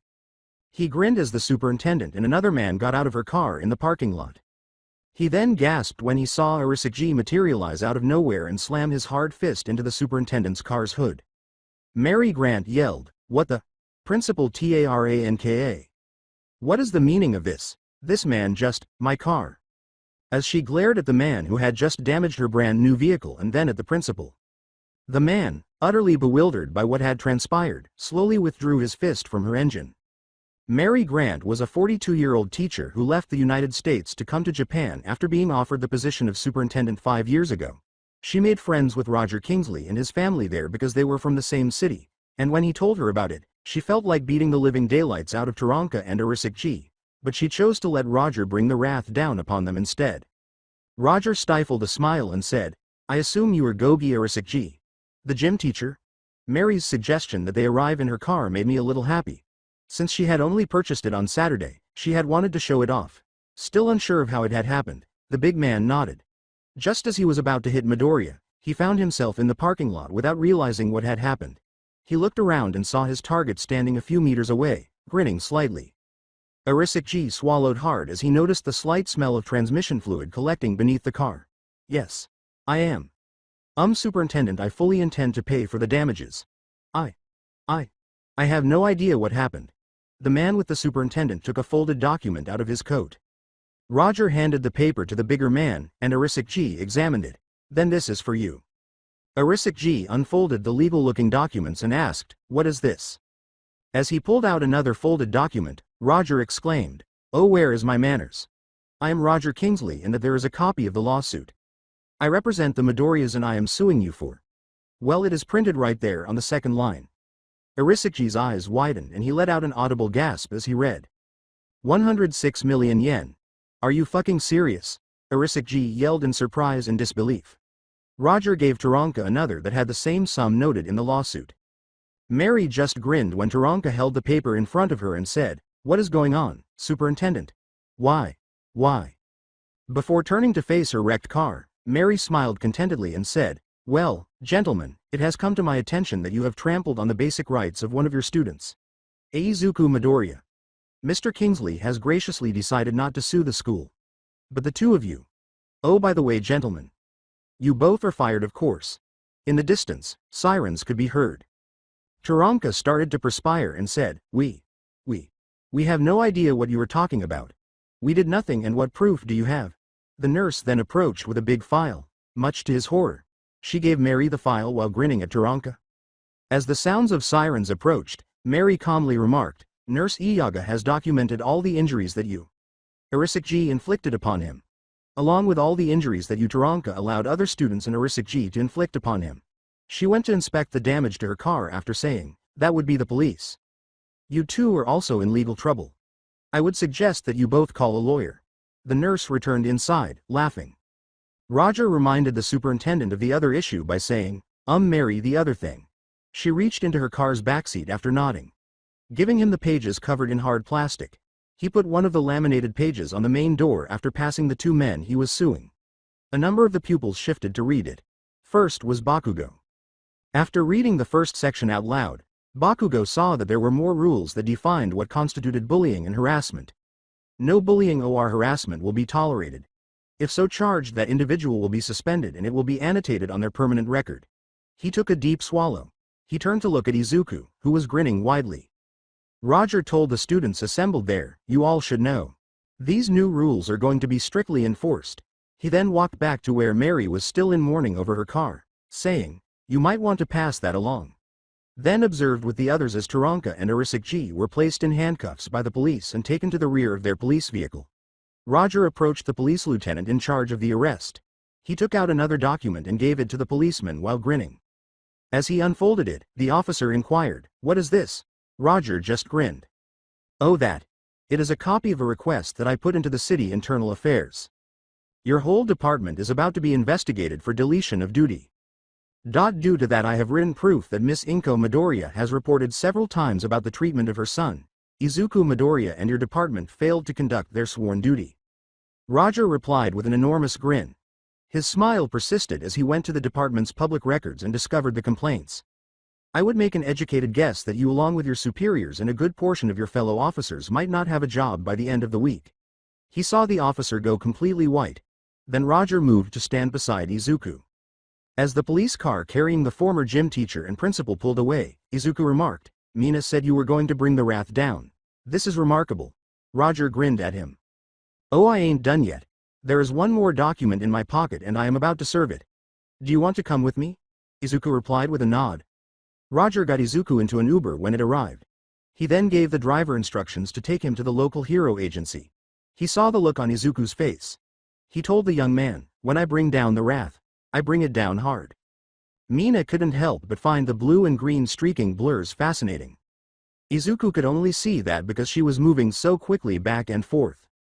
He picked up various trash and tossed it into the dumpster as he went back and forth. He finished filling all the dumpsters quickly, so he was done for the day. Until the city dumped them and brought them back, he would have to wait. She threw a towel up at him, grinned, and appeared before her in a flash. After wiping away his perspiration, he took a seat beside her. She laughed when he said, "Man, I am starving." He took out a notebook and began to write. Izuku nodded in response to Mina's question, "So have you learned anything new?" Mina was impressed when Izuku told her, "Yep. The more I train, the easier it gets for me to not need to refuel." She glanced at the big vehicle before turning to face him. "Tomorrow I want to try something I believe will completely tear apart that abandoned truck there." Mina asked, "How?" And he just shrugged. "Tomorrow. Right now you said you wanted to meet my mother. I still do not think it is fair that you get to meet my mother and I don't get to meet your parents. Even though I really do not want to. It still is not fair," Izuku said, and Mina laughed again. She wasn't going to take any chances because she still thought her parents would scare him away. "Just think of it this way. You will only have to tell what happened today when Mr. Kingsley brought down the wrath, once. Not tell it to me and then to your mother," Mina said as she attempted to rationalize it. However, he saw through that. She merely wanted to be there to support her boyfriend emotionally. She glanced at him and saw that he was sort of staring off into space. He exhaled deeply as he considered today. When Roger barged into the Morning Crow Hero Agency and insisted on seeing Morning Crow, the lead hero, Izuku was not exactly happy. The pro hero's desk was slapped with an order requiring all heroes and sidekicks to report to the Hero Administration for refresher training on the roles and responsibilities of a pro hero. Primarily because Izuku loved all the heroes and was totally engrossed in hero worship. However, Roger later informed him that Morning Crow, his agency's heroes, and sidekicks had all failed to fulfill their duties, just as the police had. It was time for the heroes at that agency to re-engage with what it meant to be a hero. After that, he was forced to accept the logic. Mina waved her hand in front of his face and said, "Yoo-hoo. You still in there?" Izuku said, "Oh sorry Mina. I was just thinking." He acknowledged that he had completely lost consciousness and was not even aware of her. He grinned widely and made a motion with his right hand, asking, "So do you want to?" Mina took a deep breath and grinned. Mina shifted and hopped on his back for a ride, saying, "Sure, why not? Just keep it in low gear." "Okay." Placing his hands beneath her knees, he made an effort to ignore the way her body, particularly her breasts, pressed against him. She rested her chin on his right shoulder and wrapped her arms around his neck. In his ear, she whispered, "I really like this." She said, "Okay. Giddy up." He then began to run, picking up speed as he went. As he zipped along, she soon had to close her eyes. Even though he was only possibly traveling at a quarter speed, it was still close to 100 miles per hour. Perhaps a bit more than that. It was still quite quick. They reached his apartment in a matter of minutes, and he put her down. "Wow dude, that was awesome. It must be cool to really go full speed," she said. As they entered the apartment building, Izuku said to her, "I wish I could. But if I do, then I shred my clothes. I got to get some type of outfit that is resistant to friction and stresses of me going full out." He was aware that his mother, who was going to meet Mina, was most likely extremely impatient. His girlfriend. His mother squealed as they walked into the apartment and came running over to them. Without hesitation, Mina seized Izuku's forearms and drew him closer to her. As the elder Midoriya bared down on them, he hid behind him. Finally, "So this is your friend?" Inko grinned broadly. Mina returned Izuku's smile, but she was still a little behind him. "Oh, she is pretty." Imagining what Izuku had told the young girl about her, she laughed and said, "Come on out dear. I am no upset that you are taking my baby away from me." Something like her getting possessively narcotic, probably. Izuku paused for a moment before she suggested, "How about this? Izuku, you go take a shower and change your clothes. That will give me and this young lady a chance to talk." Pondering whether it would be wise to leave Mina and his mother alone. Mina nodded as he turned back to face her. He turned to face his mother as he made his way to his room. Izuku said, "No baby pictures and no stories." His mother gave him a grim look before nodding in agreement. She escorted Mina to the kitchen table as the door shut. "I would surmise that Izuku told you all sort of warnings about me. That I would become emotionally upset that you were involved with my son. Correct?" Inko asked with a nod. Mina responded, "He did say something along those lines, Miss Midoriya." Inko shook her head. Mina flushed as Inko winked and said, "Inko please. Though the way you look at my son and the way he looks at you. I suspect that in a couple of years, you will be calling me mom." Not too long ago, her mother had made the same suggestion. She started to breathe heavily and coughed multiple times. Inko laughed as Mina stumbled, "Well, that is, if we do. That is years away." The elder woman clasped her hand across the table. "Either way, I want to thank you for. Mr. Kingsley told me what you did. I at a time considered hiring a lawyer. But I did not fully know if what the school was doing was legal or not, and since I could not get the police or the local hero agency to intervene, I did not know what to do." Inko replied with a grin. Inko reached up to wipe a tear from her own eye as Mina stated, "I wanted to prove to Izuku that I do care about him." Which made Mina start crying, too. Izuku was tempted to flee or return to his room when he saw the two crying when he returned outside.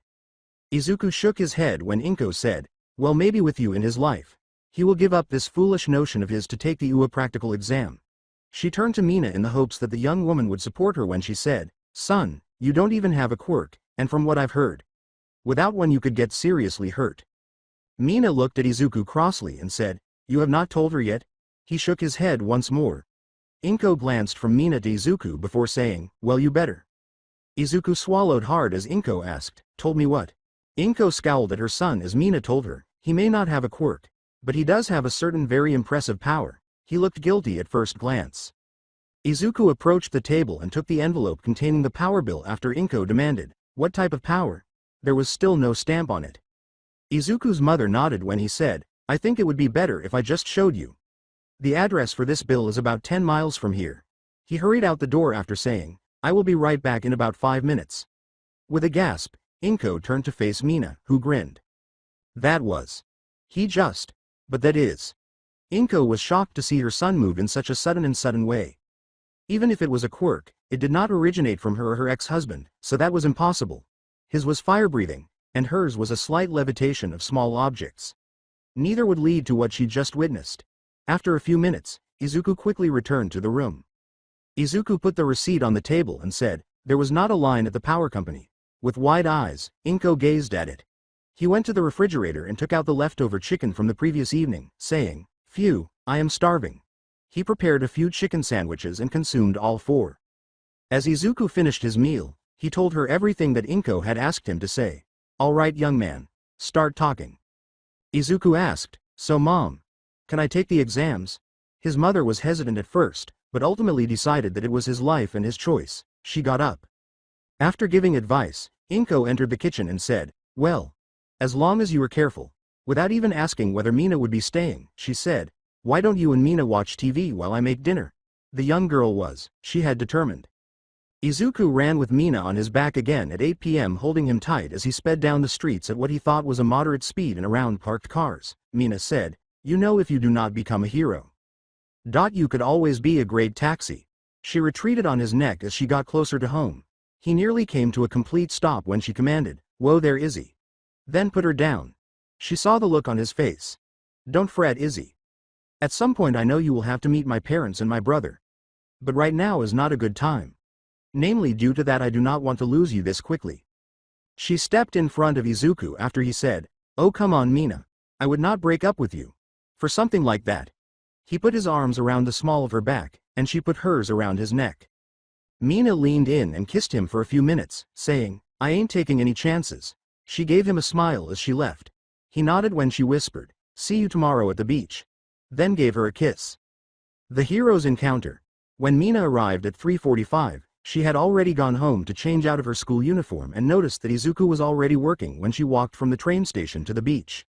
Or, since all she could see was a blur traveling to and from the dumpsters to the trash piles, she assumed it was him. The blur approached her, then halted in front of her. Izuku put his arms around Mina and kissed her, saying, "Hi Mina." She had been thinking about him during the school day and had been anticipating spending time with her boyfriend when she melted into that kiss. Mina pointed to a smaller pile and a dumpster a short distance away. She said, "Hiya Izzy. You know what, I think I need to do some training as well. Any chance I could? I don't know, help with cleaning the beach." He grinned. "Sure. Actually I was thinking about something ever since we went roller skating. You told me once you can form acid from just about from everywhere. How about your feet?" Izuku asked, and Mina responded with a nod. Izuku laughed when Mina told him, "Yep. I can even spit it, though that is really gross." She asked him, "So what do you have in mind?" And he gestured toward a parking lot nearby. After giving it some thought, Mina grinned widely. "I was thinking if you formed some very light acid out the bottom of your feet, you could. I don't know, skate on it. Maybe have some special shoes made with holes on the bottom so you do not do it in bare feet," Izuku said. Mina rolled up the sleeves of her sweatshirt and made her way to the junk pile, saying, "Hey, that might work. After I work on the trash, build up the OL muscles. I will give it a try." He zipped off to follow suit. His plan had worked too well when he tried it against the truck. Putting his hands on the metal, he started slapping them quickly onto the metal. The truck started to shake from the vibrations, and eventually it broke apart. Which was not his intention. At most, he thought it would collapse. Not essentially blow up, scattering pieces of it all over the place. He made the decision that he would never do that to a living thing and that he would attempt it again later, but at a slower vibration speed. Neither saw a lone person standing atop a nearby building, intently observing them. He grinned widely, which was his signature. All Might was impressed. The boy appeared to possess a remarkable quirk. He tried to see the young man as he streaked back and forth, but he muttered, "His overall speed exceeds mine drastically." He let out a long breath and shook his head. After seeing the boy's potential, he had hoped that this would be the one to pass one for all onto. He would have to find someone else, he decided. He was eager to meet the two teenagers, though. Encourage them to keep going so they can become heroes. He then leapt from the building and landed on the beach's edge. He yelled, "I am here," to the surprise of the two students. Izuku initially felt the reflexive urge to seize Mina and run away when All Might appeared out of nowhere. Then he nearly lost it when he realized who it was.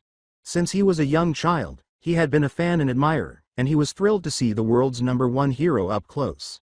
He was ecstatic. Izuku exclaimed, "Wow! It is All Might. I am such a huge fan." Before going completely crazy, he went on to say more, but the words were so mixed up that All Might and Mina could only hear what could be described as a single word. Mina covered his mouth with a hand before he could say anything more. She and All Might both looked at him in astonishment at how quickly he had just spoken. Mina suggested, "Izzy, you might want to take a breath and relax." Izuku took a slow breath in and out. "Izzy, I do not know about All Might, but I could barely understand a word you just said. It was a blur of sounds." Calming down. Izuku nodded enthusiastically, and All Might grinned. I think at most he wanted to say that we both are going to try to attend UA. To become heroes. Then All Might pointed up at the building he had been standing on and said, "So it is not just your legs that are fast. You also speak at an incredible speed." If that was what that was. "I have watched you both and I am most impressed with your quirks. You both have shown impressive potential. And I am pleased to learn that you both want to be aspiring heroes." Izuku nodded. Izuku confessed, "Well, All Might. I am actually quirkless." All Might gaped at him in disbelief. "I was in an accident at a warehouse that had some chemicals stored there. Lightning hit the place and, well, I am not sure what happened. All I remember it hurt and I was burned.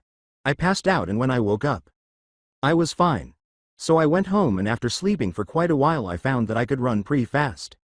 He provided All Might with a condensed account of what occurred, not letting him know that he was in the warehouse because of Bakugo and his cronies, or that he only discovered his ability to run quickly when he fled from the 3 bullies. I didn't want to give the pro hero too many details. After all, Bakugo and his thugs would no longer be his antagonist due to significant changes at school. All Might questioned, "So how fast is fast?" And Izuku gave a somewhat uncertain shrug. "He can go pretty fast. He has run me home a number of times at what he calls moderate speed and from here it only takes a few moments. Oh, my home is about 10 miles from here," Mina said as All Might whistled. Both teenagers grinned as All Might suggested, "Perhaps if you were here tomorrow I could bring a device that would be able to detect how fast you truly are. It would be nice to know just how fast I can run, though I have to be careful on how fast I go. Otherwise I could end up naked," Izuku said as Mina giggled.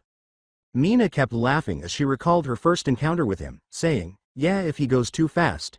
His clothes turn into shredded rags. His shirt could hardly be called a shirt anymore, and his pants were so torn that they resembled shorts with long slivers of fabric here and there." As he started to wonder how quickly the air friction stresses would cause material damage, All Might remarked, That does seem a problem. Perhaps if you both do get into UA, the support department should be able to provide you something that would be able to handle the stresses of you going at higher speeds."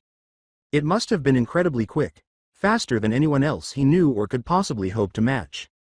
Not even Ingenium could hope to reach that speed with his leg engines at full thrust.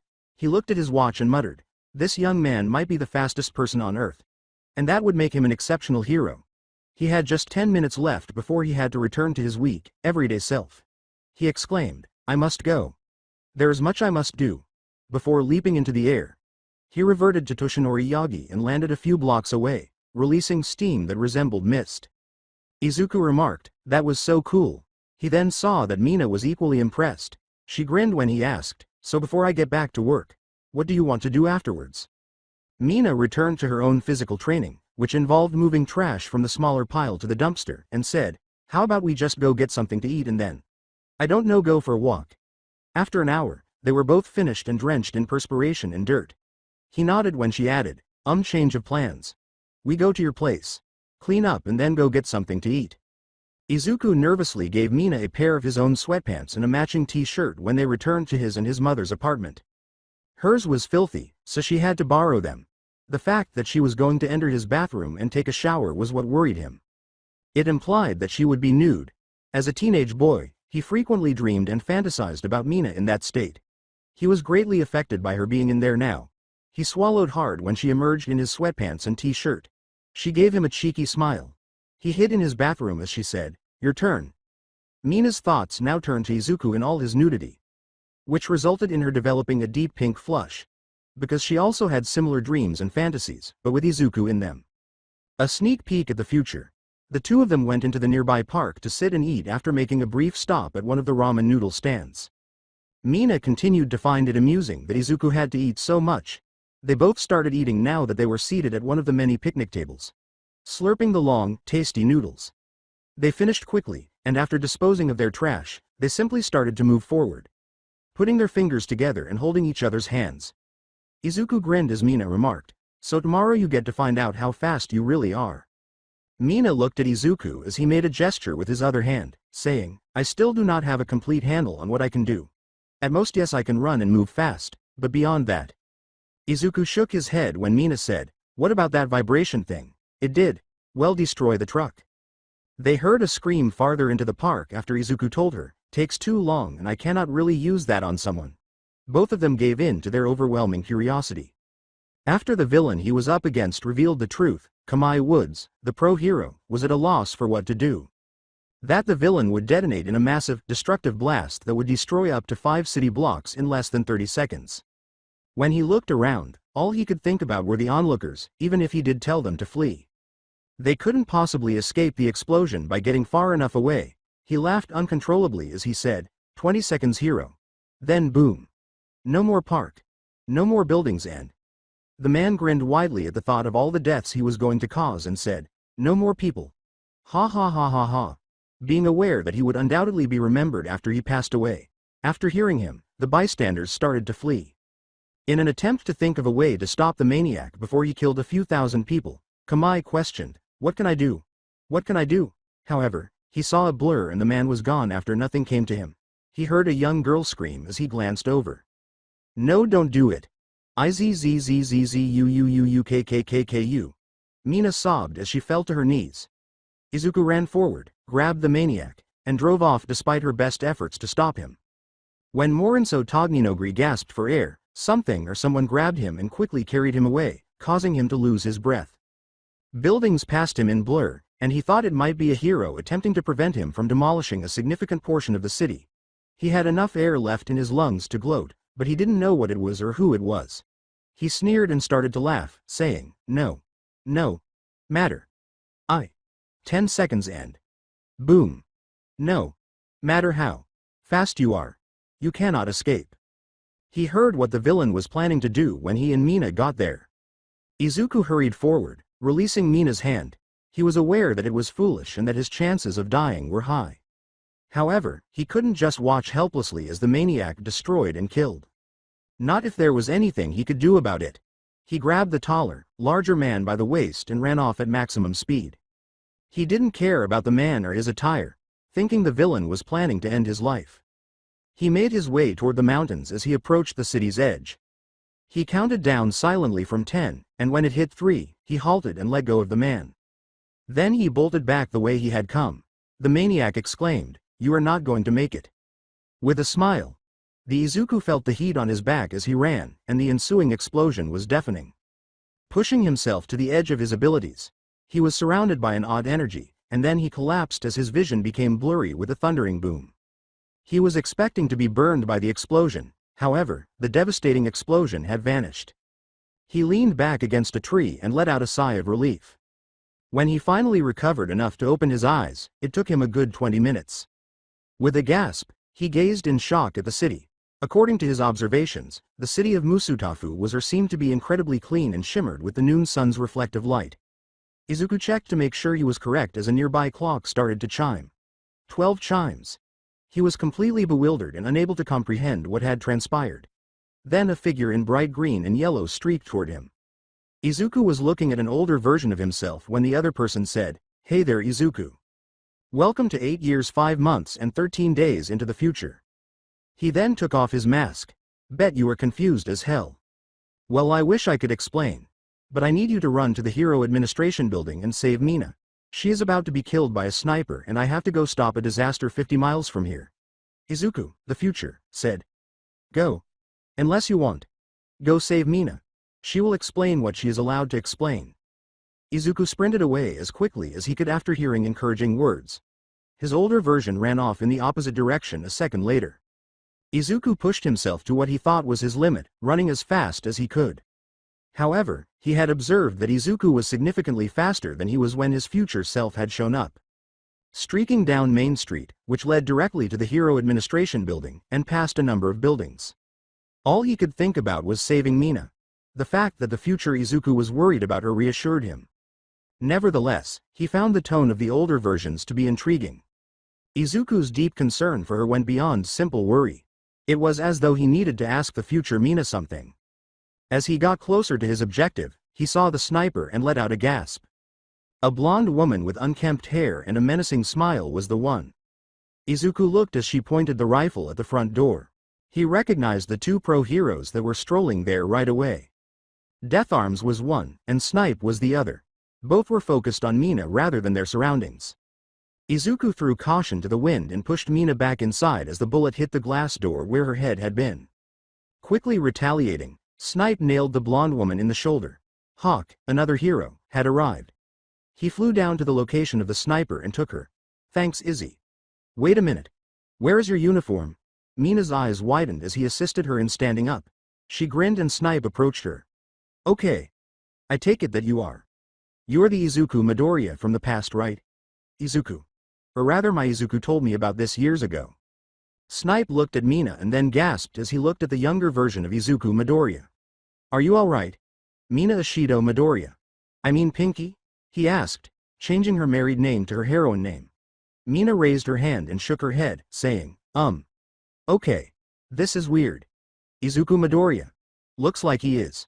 What, 15 years old? Mina took Izuku by the arm and led him into a small room inside the building. It's okay, Snipe. I'll take care of this. Maybe it's best that you don't know what's going on. Give me about 20 minutes and then I'll be ready to go see the district attorney. She laughed and shut the door. I thought Izuku was.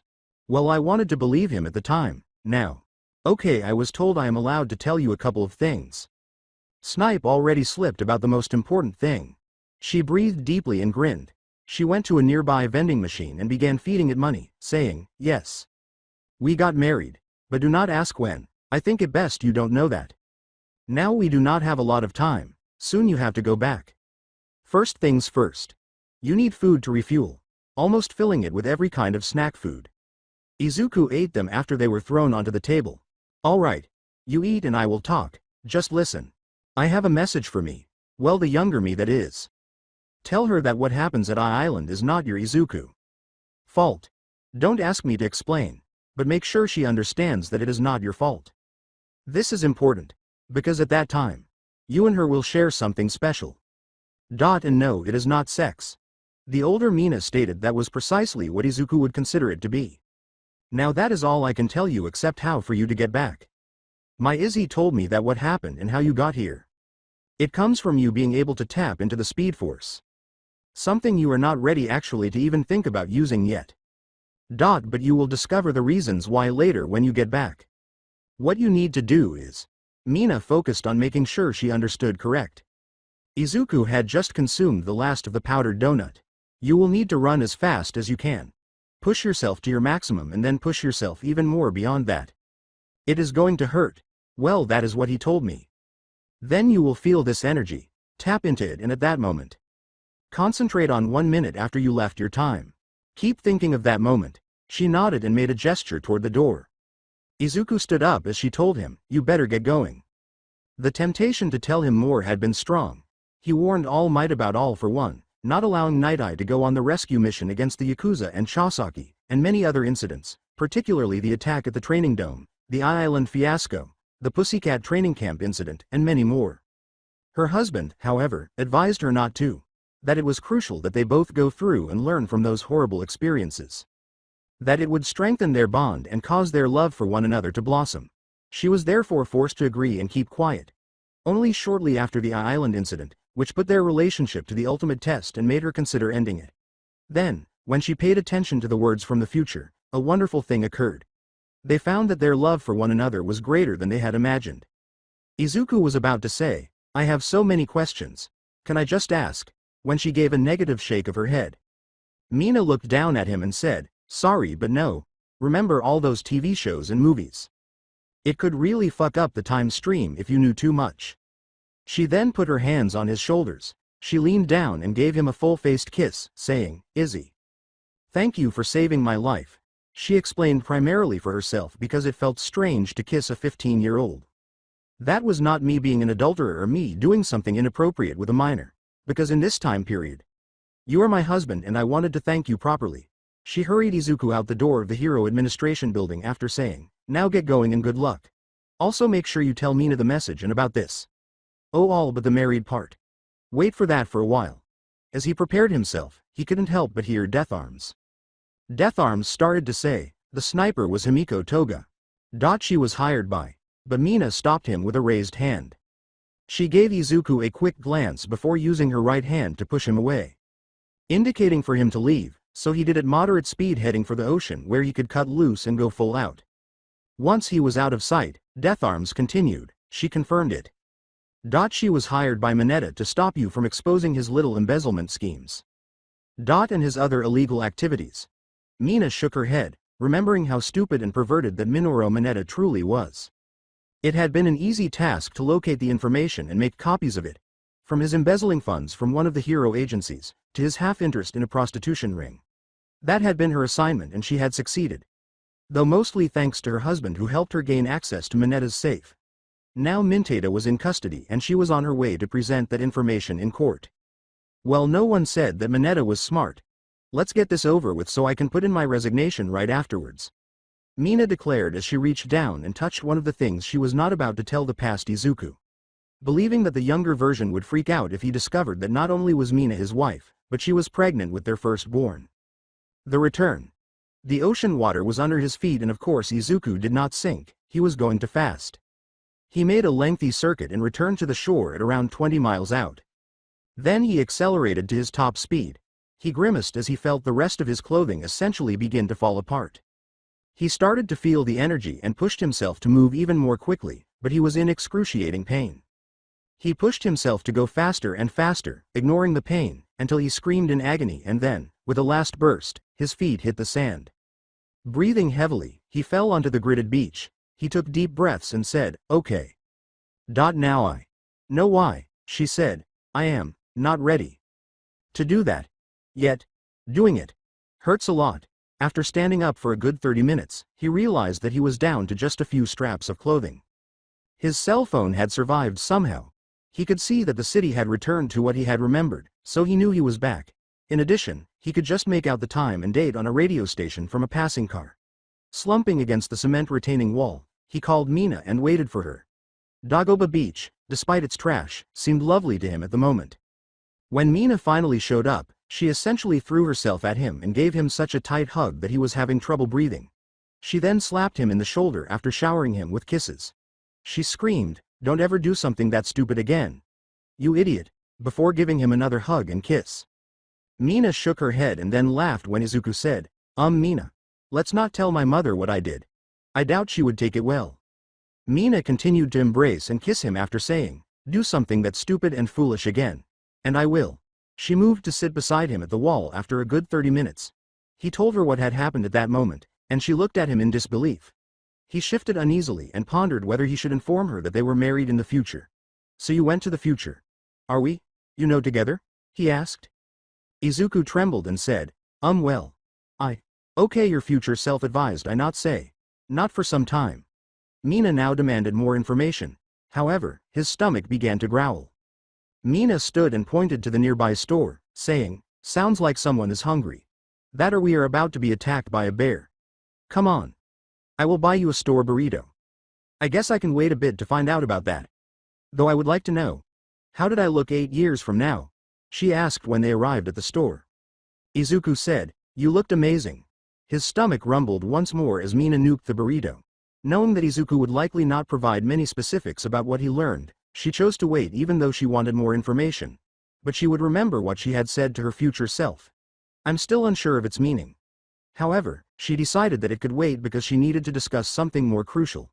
She had been holding off on asking him about it until now. Izuku ceased munching on the burrito when Mina said, "Izzy, this Friday my school is having a dance. I would really like it if you went with me."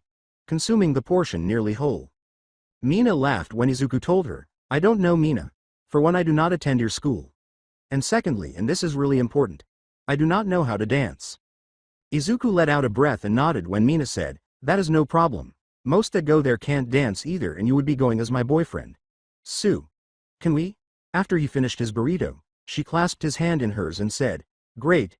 We can work out the details tomorrow after our workouts. She entwined her fingers with his.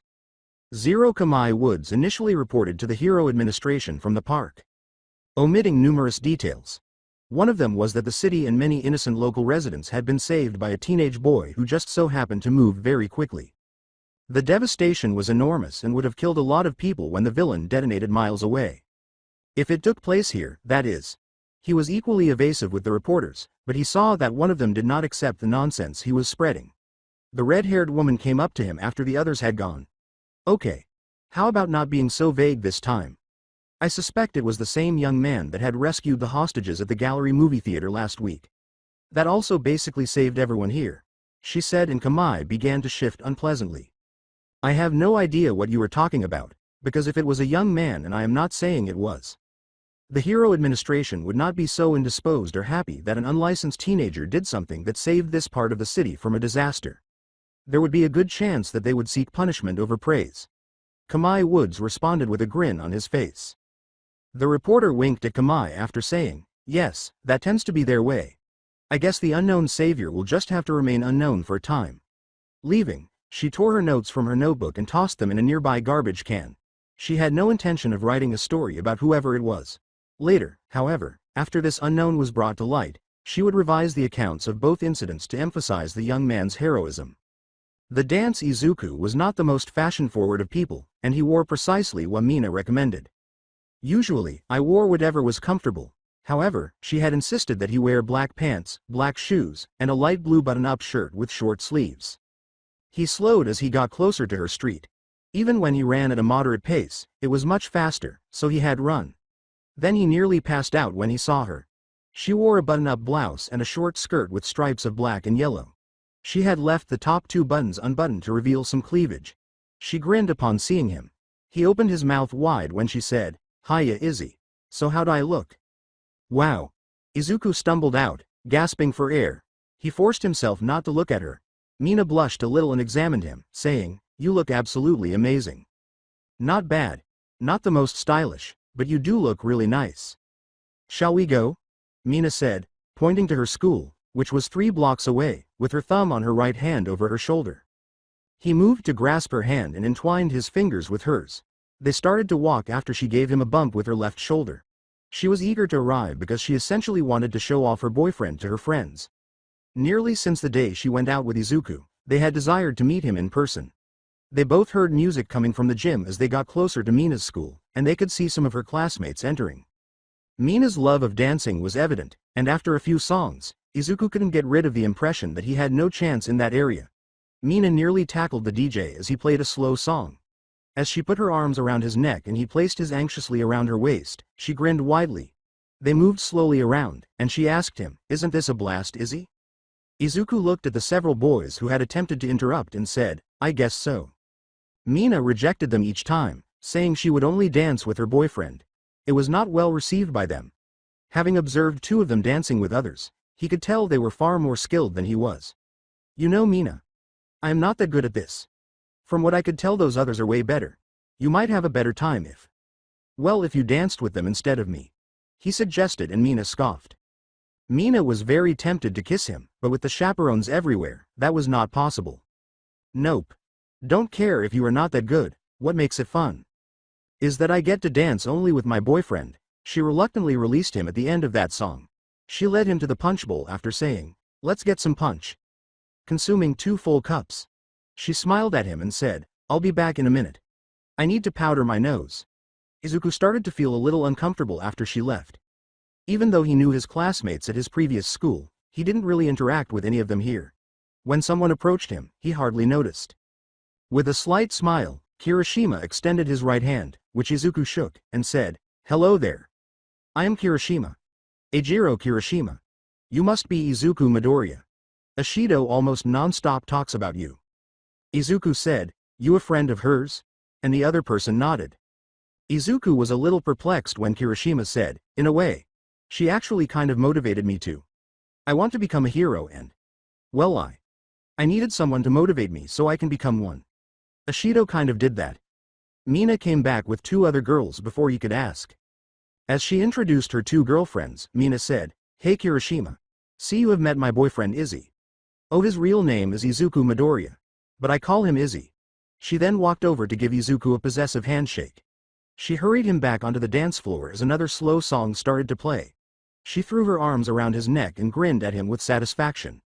The dance ended an hour later, and they said their goodbyes before departing. Izuku turned to Mina and walked her home. Mina grinned widely when he told her, I have to admit. I actually had a good time. Mina looked toward her house and saw that both of her parents were outside. Good. Whoops. This is as far as you. Oh shit, she said. Her mother and father approached the two teenagers as soon as they were spotted. She then tightened her hold on his hand as her parents approached, saying, Okay. Run. Full speed. Crap. Wait. I did not get any kisses. Fine, I guess I can't put this off forever, can I? She sarcastically said. Mom. Dad. Fancy seeing you outside tonight. Her parents then surrounded them. Her father scowled at Izuku as her mother said, Well, we think that it is about time that we met your boyfriend. Right, Jin? The two elder Ishidos escorted the two teenagers inside after saying, So let's go inside and have some proper introduction, shall we? Mina took a seat right beside Izuku inside the house. She wanted to make sure her parents didn't become overly involved in whatever role each of them was going to play because she knew they were going to use the good cop, bad cop routine on Izuku. Even so, she had a sneaking suspicion that her father would be the bad cop.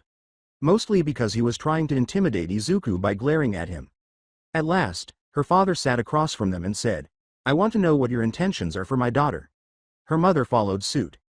Izuku let out an audible gasp as Mina quickly added, He intends to do all kind of sordid things with me. Most of them involving me naked. Her parents both gazed at her with wide eyes. However, Izuku thought he was going to have a stroke. Izuku sank back against the couch. Mina. Why? Why would you say that? No. No. She is kidding. My intentions are nothing but honorable. I swear. My mother would kill me if I. Izuku saw that all three were holding back their laughter. Mina leaned closer to him as he protested, That was not funny. She rested her head on his shoulder and gave him a sidelong glance. Giving him the beseeching, melancholy eyes that made Izuku want to forgive her for anything right away. He had to forgive her because he was powerless to stop staring at her, primarily because it made her look so stunning. After that, Izuku moaned and Mina blinked her eyes, saying, Sorry Izzy, I could not resist. Izuku sagged, and Mina gave him a kind smile. I hate when you do that. I should be allowed to be upset with you. Her parents did the same. Mina grinned at her mother as Keiko said, Look at that Jin. She already has him wrapped around her little finger. Now I believe we need to have a little chat. What we have been able to glean from Mina does not really tell us much about you. Though it is getting late, so this will be a short little talk. She then turned to face her husband. Mina shook her head when Jin said, Yes, and once it is done, I will drive you home. That way you won't have to take the train. Mina's parents gave her a perplexed look when she said, Actually he does not need to take the train. He will simply run home. Mina shook her head once more as Keiko said, But what you told us. He lives at least 10 miles away. It would take him a couple of hours to run that far. Izuku nodded, and Mina gave him a loving glance. Nope. He can do it in a few minutes. Even sooner if he wants to. Right Izzy? Both of Mina's parents were surprised by this. Neither of them had ever heard of anyone possessing a quirk that would enable them to run 10 miles in a matter of minutes. Jin's fingers snapped. The gallery movie theater incident. It was on the news. Someone was able to get all 27 people out of the theater in almost a blink of an eye and then disarm the entire terrorist group within 2 to 3 minutes. That was you, wasn't it? Jin inquired and Izuku nodded. Keiko asked her daughter, who was staring at Izuku with guilt, Mina, you were one of them that was saved. You told us that you were not inside when that happened. That was a lie, wasn't it? Izuku nodded once more. So Mina were there and I take it that you saved her. Later, young lady. Me and you are going to have a discussion about you lying to me. But thank you for saving her. Both of her parents were happy when Mina added, In fact, Mom. He saved me first. And then everyone else. Oh, and I guess you should know. Izzy is also the one that got that maniac on Monday far enough away that he did not destroy a good portion of the city when he blew up. She explained and the two of them laughed. She wanted Izuku to attend the UA because she intended to go and she wanted her boyfriend to finally attend the same school as her. Please don't tell anyone. He wants to go to UA and if the hero administration found out that well, they might not let him go. Jin leaned closer and said, yeah. I think you are right about that one. So back to the matter at hand. I take it you really like Mina. Izuku took a deep breath and said, yes, a lot, in fact. I love her. He felt very awkward acknowledging his feelings for Mina in front of her parents. He didn't want them to believe that he was merely declaring his love for her in the hopes of working things out. He was aware that some boys did that. He had heard and witnessed some of the older boys in the neighborhood boasting about how they had fooled a girl into going all the way. Just by expressing their love for them, these same boys would then leave the girls and go on to someone else. Even so, he knew that he and Mina were meant to be together when he unintentionally entered the future. However, he lacked all the information and was aware that he didn't want to do anything that would ruin the future. If he did something to change the future, it might split off to a future where he and Mina never stayed together, reminding him of Back to the Future Part 2. Which was not what he wanted to occur. Good. Now let's discuss something really important. Say like in about 3 years. A small wedding ceremony and then. I want grandkids. Keiko replied with a slight grin. This time, knowing full well that her mother was serious, Mina gasped and began to hyperventilate. She meant it. Izuku was as pale as she had ever seen him when she turned to face him. He fainted against the couch as his eyes fluttered and he fell backward. Mina said, "Oh great mom.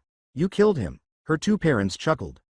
Mina spoke to Izuku softly, tapping his cheek lightly, making an effort to win him over. When she realized that her mother was serious, she nearly did the same thing. They are completely prepared to get married and start a family in precisely 3 years. However, because her brother wasn't into girls, she was her parents' only hope for their grandchildren, which neither Mina nor her parents found problematic. However, Mina was the only one left to bear children. Now that she had a boyfriend, it made perfect sense to her parents. Still attempting to wake Izuku, she said, "You know, there is a chance that we might not even be together in 3 years." Her mom chuckled. "Yeah right. My dear. You talk about him constantly and you barely hang out with your school friends anymore after school. I am betting that you and him are going to be together for a long time." Izuku said and then Keiko agreed. "Maybe we should table the talk for now. It is getting late and I do not want his mother to become upset that we are the reason he is not at home before 10 p.m. She stood along with her husband. They both left Mina alone and went upstairs. Mina bit her lower lip when Izuku questioned, "Your mother was not serious, was she?" Mina smiled wryly and said, "That is not important right now. Did you or did you not tell my parents that you loved me?" Izuku licked his parched lips. When he said that, he hoped Mina was more concerned with keeping her parents from making fun of her. After taking a deep breath, he nodded. Mina lunged at Izuku as he said, "Yeah, I guess I did," giving him a passionate kiss. Mina hurried Izuku to the door and protested, "Oh what a time for you two. Shit. You could have said that sooner and then we could really make out. But now it is nearing 10 p.m. and if you don't get home soon your mom is going to blame me." She whispered, "Oh by the way. I love you." Izuku grinned. Izuku said, "Love you too." He descended the stairs and started to run as soon as Mina closed the door, accelerating until he reached his typical moderate running speed. As he ran, 10 miles seemed to fly by, and before long, he was in front of the apartment complex. Someone grabbed his shoulder as he reached for the door. Bakugo said firmly, "Deku. We need to talk, instead." Izuku took a breath when he commanded, "I just saw you arrive. No bullshit. No more lies. Tell the fucking truth. What the fuck was that?" Bakugo glared at Izuku as he said, "Kachan. I can run and move at incredible speed. Faster than anyone on Earth."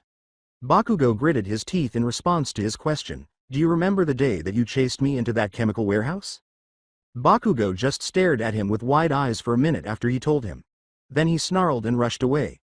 Izuku went inside and rode the elevator up, shaking his head. Mina texted him to let him know that the Alien movies would be shown at the gallery once more.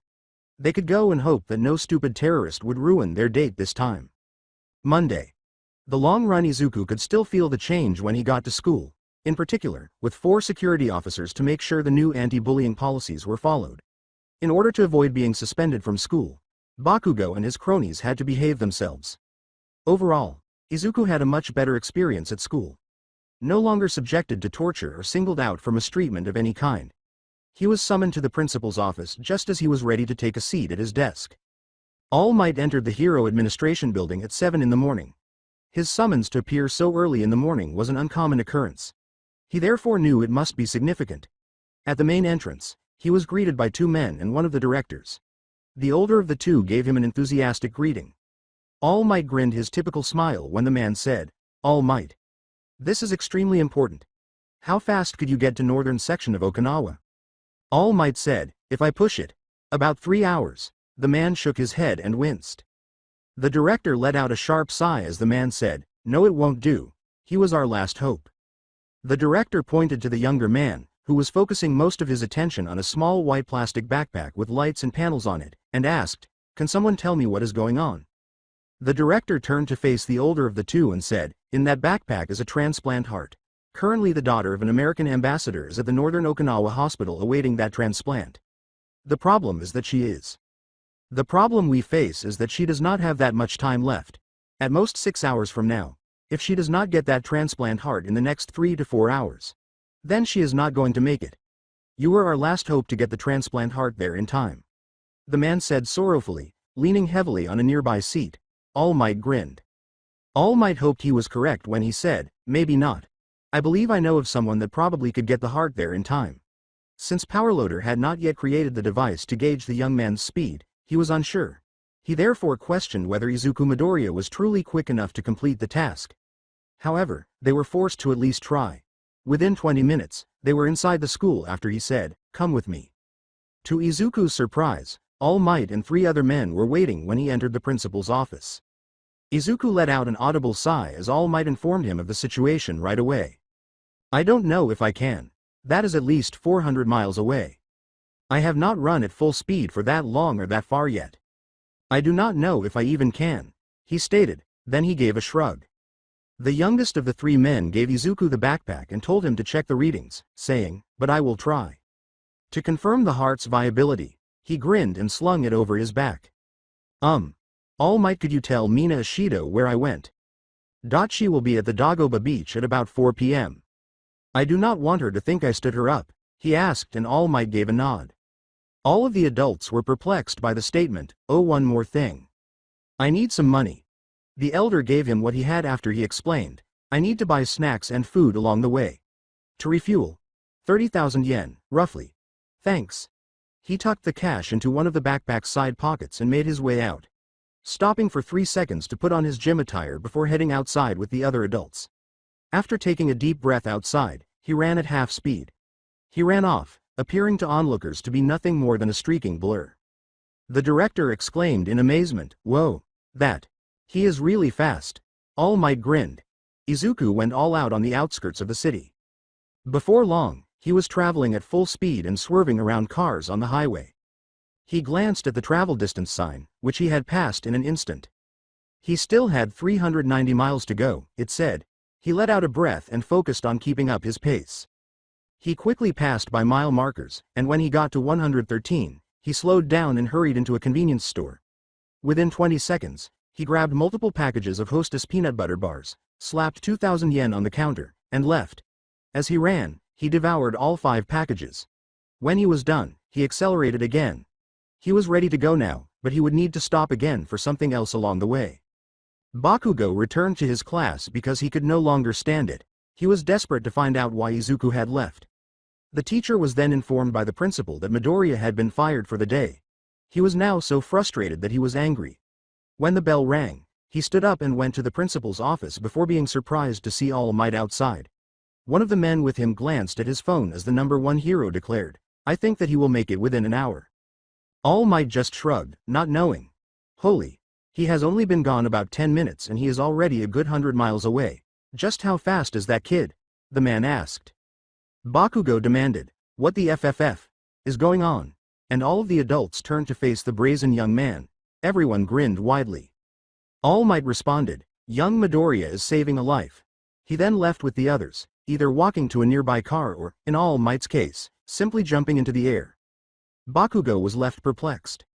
So, Furious that a quirkless loser had somehow acquired extraordinary power, he went back inside. Izuku discovered that he was in trouble less than 100 miles from the hospital. One of his sneakers was on the verge of falling off, and he had misplaced the other 50 miles or so ago. Almost nothing remains of the one that was left. He misplaced his left sneaker and then his socks. Fortunately, he then noticed a sign indicating that a second-hand store was located directly ahead. He walked in slowly and discovered socks and sneakers. He carried on, leaving everything he had left on the counter. Even though he had another issue, he was essentially at a loss. However, he was forced to arrive as soon as possible and had no other option. He took an additional 15 minutes to cover the distance, and he skidded to a stop as he got closer to the double doors. Feeling dizzy and breathing heavily, he approached the reception desk with a wobbling gait. The nurse gasped as she looked up at him. Izuku gently placed the backpack on the desk as the woman asked, Can I help you? Izuku took deep breaths and exhaled, gasping for air, saying, This, huff, puff, is the, huff, puff, the trans, huff puff, plant, huff puss heart. After nodding, the nurse promptly called for assistance, and a few minutes later, an elderly man with dark brown hair got off the elevator. The man grinned as he glanced at the diagnostic screen and said, Dr. Hinsginta said that someone was bringing this. Good, it is still viable. Young man. Thank you. Thank you so much. He then turned back to the nurse after giving Izuku a serious look. Izuku looked down, then let out an audible squeak. Get him something to wear, nurse. Covering himself with a nearby newspaper. His gym clothes were mostly gone, and his underwear barely covered his privates. He could now clearly smell the burnt rubber from the newly purchased sneakers, which were smoking. Izuku nodded in response to the nurse's question, Is there anything else you might need, young man? Izuku said, Yeah, food. I am absolutely starving. The nurse gave him a t-shirt and sweatpants and then led him to the cafeteria. The young girl was already waiting when the doctor carried the heart up to the surgery. An hour later, he sighed happily as he sat at one of the tables. More than a dozen plates were empty in front of him. Fortunately, the doctor had told the cafeteria that he could eat as much as he wanted for free. The staff initially marveled at him as he nearly devoured everything from the buffet line. However, they nearly demanded that he get anything he desired after finding out what he had done. All he had to do now was wait to hear whether the transplant had gone well. Not ready to go until he did. Later, the same doctor touched his left shoulder as he drifted away. Izuku grinned broadly as the doctor informed him, Thank you again. Stephanie is doing fine. She should be up and about in about a week. Izuku stood and followed the doctor, saying, The ambassador wishes to thank you personally. He is waiting upstairs outside the recovery room.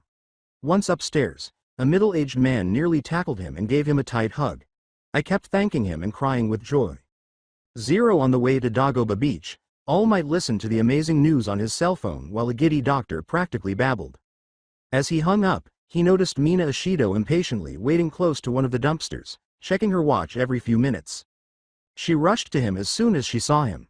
She grinned proudly when he explained what Izuku was doing. Then he shared with her the very good news that she was part of it. That since they would both be receiving recommendations, she and Izuku didn't need to worry about the entrance written exam or the practical exam. Because he had ensured the director knew how important it was for them to attend to it together. All Might had to put his hands over his ears to block out Mina's shrill squeal. Zero Izuku was exhausted and could not go as fast as he had on the way, so it took him twice as long to return. He turned toward Mina's house as he got closer to home. I hoped she was at home. He nearly stumbled as he reduced his speed to a walk. He then noticed Mina waiting for him outside her home. She grinned at him and threw her arms around his neck as he got close, causing him to lean heavily against her. He nodded in agreement as she said, Izzy, you look like you were about to keel over. Izuku said wearily, I feel like I could. Mina gave him a glare. Mina firmly said, You should have gone home, then called me. He sighed. Feeling better now that he had her in his arms, Izuku said, Wanted to see you. Mina smiled once more and gave him an even tighter hug. As she assisted him in entering her home, Mina said, Come inside. Before you fall on top of me. While watching Jeopardy upstairs, her parents tried to provide accurate responses, but they were obviously far from it. She sat beside him on the couch and asked him to drape his right arm across her shoulders. She then took his left hand in her right and leaned her head against his side. She entwined her fingers with his. With a sigh, he forced his eyelids to stay open. He looked at her in disbelief as she told him, "Don't go to sleep. Rest a bit and then call your mom and tell her you were going to stay the night here."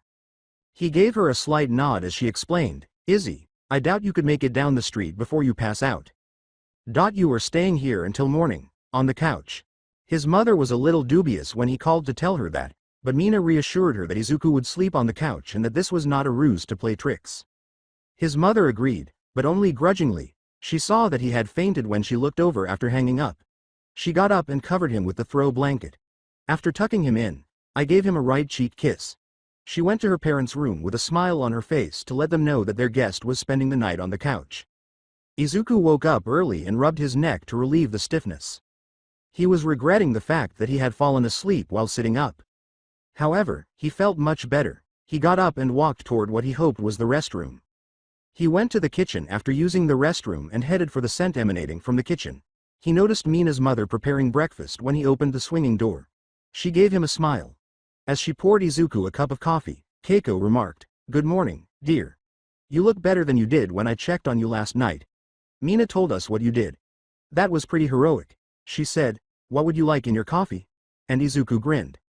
Izuku said, 2 splashes of cream and 14 tablespoons of sugar." Keiko gave him a startled look.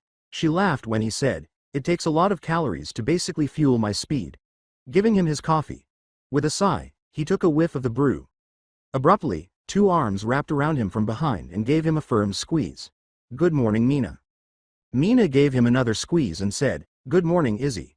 This feels nice hugging you this early in the morning." She then turned to face her mother, who appeared to be staring at her strangely. Her mother laughed and asked, "What, Mom?" Mina scowled at Keiko when she said, "We will have to have Izuku spend the night more often. Usually I have to almost throw a bucket of water on you to get you up in the morning. However, Izuku staying the night again is not a problem." She liked finding him when she came downstairs. Being able to see him, give him a hug, and then be alone without having to wait until late afternoon. Give him a kiss. Usually, she only received a phone call in the morning that lasted roughly 20 minutes. She continued to give Izuku a back hug while looking around. Keiko laughed when Mina said, "Say, where's Dad? Usually he is buzzing around by now." Keiko gestured to her daughter and said, "He is going to be a little late today. He spent the entire night making sure that you remained in your room and did not sneak down to join Izuku for a midnight tryst. Or you Izuku did not try to go upstairs for the same reason," she stated, and Mina chuckled. "Then it serves him right to be tired this morning. Geez, Mom, if I wanted to fool around with Izuku, I could do it anytime I want to. All I have to do is bring him here right after school. You and Dad don't come home until 4 p.m. That would give us at least an hour." Mina replied with an enormous grin on her face, and Izuku looked pale. Putting toast, sausage, and eggs on a plate in front of Izuku. Her father, looking exhausted and gaunt, stomped down the stairs and remarked, "Well, I guess from now on I will be coming straight home after work." Then, in a matter of seconds, he watched Izuku take a breath of his breakfast and gasped. Mina shifted and settled herself comfortably across Izuku's lap. In front of her, she pulled her own plate. She fed him her toast while she ate. As he sipped his coffee, her father snarled, "Gah. It is too early for cutesy stuff like that. He truly needs the caffeine to get going." Izuku borrowed shorts and a t-shirt that he thought might belong to Mina's brother after they were both finished. Mina shook her head and followed him to the door. "I better get home, Mina. I do have to go to school today and I will need to study tonight instead of going to the beach. The written exam for UA is only 2 weeks from now." She moved in front of him once she was at the door and out of her parents' line of sight. "Oh, I forgot to tell you. All Might told me yesterday at the beach. You and me did not have to take the written or practical exams. We both got a Hero Administration Director recommendation," Mina said to him with a grin. Izuku asked, unable to believe it, "Both of us?" Mina gave a nod. Izuku nodded this time when Mina said, "Yep. Though All Might had to insist they give me one. Because he believes that we both need to attend together. Isn't that great?" Mina completely understood Izuku's statement. "Yeah, it does. Unlike Kachan, I have not really studied the hero manual that much. More intent on learning about what I can and cannot do." However, she was truly happy that she had time to study and was not required to take the written exam. The issue with that was that she had trouble recalling what she had learned. Therefore, she was given a pass on that since her romantic relationship with Izuku was ideal. In particular, she was no longer concerned about whether they would be in the same class. She was assured of being in the same class as him with a dual recommendation. He took a look at the clock. Mina grabbed his hand as he opened the door, saying, "Well, I better get going." Mina put her arms around his waist, drawing him in closer. "Where do you think you are going?" "I want my kisses," she demanded. She put her lips to his, tilting her head to the left. He kissed her back, humming happily. It took her a good 10 minutes to let him go. She said, "See you later. Right?" And he nodded. She sighed as he departed. She was eager for them to attend the same school. It was awful to only see him for a few hours every day. The mission has been completed. After a last rush, all of the trash that had been dumped had been removed from Dagoba Beach. Izuku, who was now walking normally, approached Mina as she used a towel to dab at the perspiration on her forehead. Gazing out over the beach with a smug smile, she said, "So we are done. Guess we will need to find something else to do together. Besides working our butts off." Indeed, cleaning the beach had only taken 2 weeks or so, and she had to admit that it felt good to finish the task. Mina stood up when Izuku said, "I have an idea. What would you say about us just hanging out after class?" Mina pointed to the walkway and All Might and remarked, "Sounds perfect." Oh shit. Here comes All Might. The #1 hero had visited them multiple times to inquire about their progress, but he had done little more than offer advice on how to move forward. "I am here," All Might exclaimed, approaching them without his customary air of grandeur. Extending a tiny gadget. Powerloader finally was able to construct something to measure how fast you can go. "Are you up to giving it a shot?" he asked with a grin. Izuku took the device, and All Might held onto another that resembled a cell phone. "Sure, I am not even tired or hungry," he said, "so what do I do?" And All Might gestured toward the north. "Run that way as fast as you can for about 10 or so miles. Then come back. By then we should have an accurate reading," he was told by All Might. Izuku blushed a little when Mina said, "If he does that, then by the time he comes back, there is a good chance he would be naked." She was correct.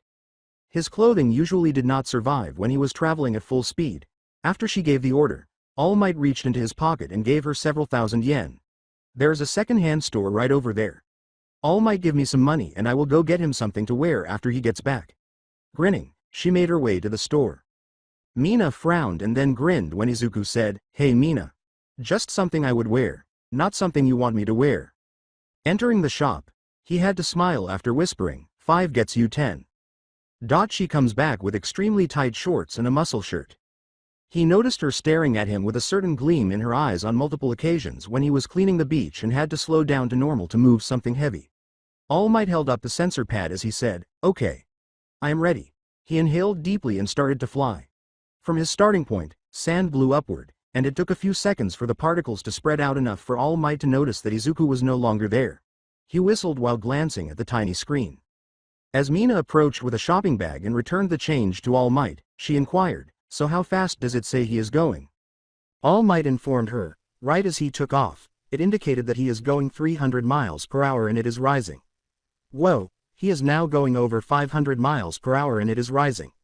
Izuku returned a short while later, his clothes in a shredded mess, of course. He turned to face All Might. "This thing does not go above 1,000 miles per hour, reached that speed. I suspect that is your top speed right now, in time that could actually increase." He stated this, and Izuku and Mina laughed. Mina remarked, "That is pretty fast, Izzy. No wonder you can move in a blink of an eye." Izuku remembered his future self. His future self was at least twice as quick as he was, and he had witnessed it. That was a little exciting and frightening. Izuku said, "Yeah. That explains why my clothes do not hold up." All Might made a mental note to ask Powerloader to create a uniform that would be able to handle the stress of Izuku running so quickly. All Might suggested, and the two teenagers agreed. "Next week is the entrance exams and practical exams. Maybe you two should come and watch. It would give you the opportunity to meet some of the potential applicants." All Might entered the main lab, feeling a little uneasy. He had been texted by Powerloader to come to the lab as soon as possible. As a result, he had arrived a few hours after getting the text. As he entered the center of the room, he exclaimed, "Powerloader. It is me, All Might." Powerloader slipped out from beneath a big invention he was developing. As he stood, Powerloader approached one of the laptops and displayed some numbers. "Ah, All Might. Thank you for coming so promptly. I downloaded the readings from that device I made for you." "Okay, I had constructed that speed indicator device to measure the power ratios and potential outputs. Now this is going to sound weird. But I believe that whoever had used it was actually holding back, not going as fast as they are capable of. He proceeded to demonstrate multiple screens to the others. Powerloader nodded in response to All Might's question. Do you mean that Midoriya can run even faster? Powerloader asked. Considerably faster. Perhaps 5 to 7 times faster. I thought you called and told me that he was running at his maximum speed. All Might let out a sharp sigh. All Might asked the other. That is what he told me. Why would he not go all out to learn just how fast he truly is? The other shook his head. I suppose that is something you might want to ask him. Powerloader printed the readings and gave All Might the 10 pages so he would have written evidence. Then returned to work. Several dozen robots were still broken, so he had a lot of work to do before the practical exam. Pulling out his cell phone, All Might texted Midoriya as he was leaving, calling for a meeting with him right away. After that, Ashido went to confirm that she had forced Izuku to attend. The fact that neither she nor Izuku had to take the tests the following week meant that they only needed to wait for the start of classes at UA and the class assignments, which they really enjoyed. Now, Mina and Izuku strolled back to Dagoba Beach. Another thing she enjoyed was this, as opposed to working for 2 or 3 hours cleaning the beach. Rather than getting all sweaty and filthy, they found other ways to spend time together, like simply going for walks. She would accompany Izuku on some days, though, as he experimented with various things involving his extraordinary speed. They were now heading to the beach to meet All Might. She had intended to visit his and his mother's apartment for a few hours, so she hoped it wasn't some other plot. Both of them were interested in watching a television program. They both had to agree that it looked really good as they stepped out onto Sandy Beach. The beach was actually being kept clean by people now. It is no longer being used as a dump. Signs warning of severe penalties for anyone caught dumping trash were also posted. All Might was standing by, taking in the lovely appearance of the beach. All Might gave them a smile before extending the papers, saying, "Ah, good. You are here." While Mina was unaware of what she was looking at, he handed her the papers and said, "I asked you here, Midoriya, because I wanted to know why you did not go full out. Not go your maximum speed after all." All Might then gave an explanation of what Powerloader had told him. Izuku did not speak as he turned and gazed out over the ocean. "Is that true?" Mina asked, a little perplexed, and Izuku nodded before lowering his gaze. "Yes, it is true." Izuku bit his lower lip and let out a soft exhale. "Why?" inquired All Might, curious. He did not inform the young man of the difficulty Powerloader faced in even creating the detection device, saying instead, "I thought you wanted to know just how fast you can go. But from what I just learned you held back. Why it took so long?" There was also the question of whether Izuku could have delivered the heart to Okinawa much more quickly than he had. He had so many questions that needed to be addressed. However, it was evident to him that Ashido was also in search of answers. She looked at him in anticipation as she clenched the hand that was holding his. "You do not know this, All Might, but when I ran away from that criminal that was about to explode, I went all out. And well, I sort of found myself in the future." Izuku started to clarify. He had informed Mina a few minutes after his return, so she was aware of this. Mina now completely understood what he meant when he said, "I am afraid to go that fast again. Because I do not want to accidentally find myself in the future, or I could end up in the past. I do not want to risk it." Mina said, "From what he told me, it really hurts and..." At first he did not even know if he could come back. She was now afraid of what would happen if Izuku were to blast into the past or future and be unable to return. Because of that, he must have been afraid to run at his maximum speed. As Izuku whispered, "Oh, and there is one more thing. I did not tell you this, Mina. But my future self is considerably faster than I am." Mina's eyes widened dramatically. All Might remarked, "Perhaps it is because you somehow learn how to UA. That is the reasons we have inspiring heroes go and train. I will be teaching there this upcoming semester. So perhaps we can work on you increasing your speed and not worry about accidentally finding yourself in the past or future." One might then question whether having the ability to travel into the past or the future would be that bad. Either he could discover his fate or he could prevent himself from confronting All for One in the past. Perhaps alter his own destiny so that he retained the majority of his human organs. Izuku exclaimed, "You are going to teach at UA. That is so awesome." Mina grinned widely. Then, with a frown, she looked at her watch. Mina pulled Izuku gently away and said, "Okay, well, we have to get going. You interrupted our date and we only have another 2 hours left." Adamant about them being alone for the next 2 hours. They would be attending UA together in another month and a half, and time was running out. They would only be able to spend quality time together on the weekends, she suspected, All Might watched them leave and received his responses to some of his inquiries. The others would be left waiting. When they arrived at a nearby diner, Mina made sure they were seated in a quiet area. Sitting side by side, they gazed at the menu with their unclasped hands while she kept hers clasped into his. She was used to Izuku's voracious appetite, but as usual, he ordered twice as much as she did. With the human garbage disposal that her son had become, his mother, Inko, had remarked that she was no longer concerned about leftovers. The fact that his mother had gotten a settlement from the former gym teacher and principal, as well as a sum of money from Morning Crow and the city, made things easier financially. Although it was a significant sum, it was not 212,000 yen. Inko was being persuaded by her mother to purchase the house next door, facilitating their two children's relationship in a significant way. Inko preferred to hold off until after he completed this school semester. He had less than a month left, so it was absurd to think he would transfer. When her father learned, Mina found it amusing that he intended to purchase a couple bear traps and install barbed wire outside her window. After they moved next door, Izuku wanted to make sure he didn't try to enter his daughter's room covertly. Abandoning self-control, Bakugo was finding the circumstances at school intolerable. He couldn't stand it any longer because it felt like he was being restrained. Izuku's confidence had significantly increased, and he no longer shied away from him. No longer displaying fear of anything. The mere fact of that was pushing him over the edge. Since the new rules were enforced and posted everywhere, he was unable to even express his rage at the weakling. He wouldn't be able to attend UA unless he wanted to be punished. He found out that Izuku had a special recommendation, which was the last straw. The other person was able to avoid taking the written or practical exam as a result. He was waiting now outside the apartment building. The other day would not happen again. He had every intention of having a private argument with Izuku this time. But the fact that the other was not alone annoyed him when he saw Izuku. He had a strange-looking girl in pink with him, and they were holding hands. Yuba said, "Look, there is Deku now." From one side of him, the long-fingered quirker exclaimed, "Whoa! Look at that girl. Wow. She is seriously hot." As the other person there looked at the girl, they both gasped. Bakugo commanded his two friends to shut up, better yet. Get the fuck out of here. This is between me and Deku." After a brief pause, they gradually departed.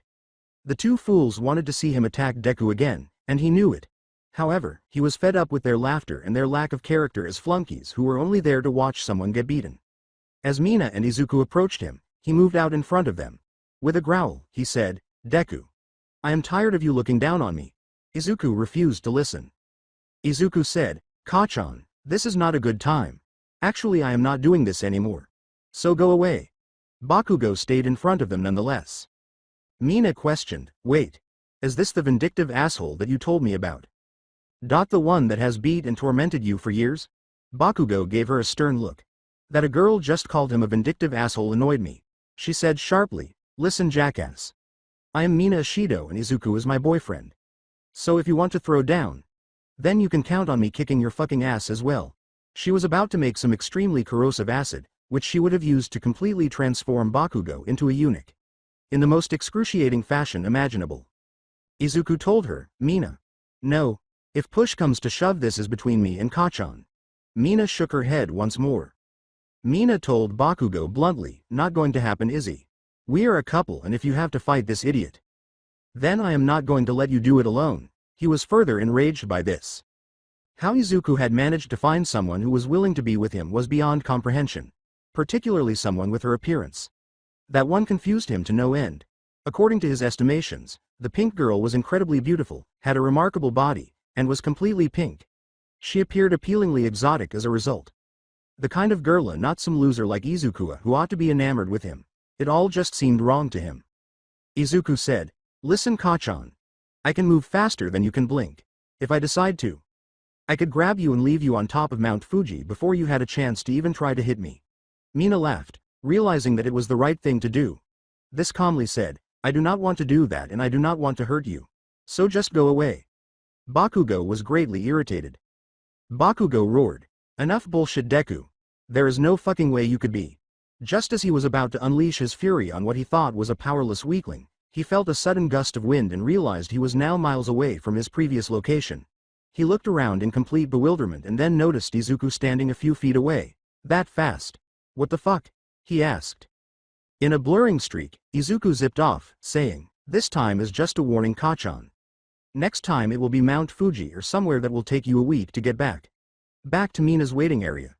Bakugo was left standing there, now bursting with rage and frustration. He began to walk home with a growl of rage.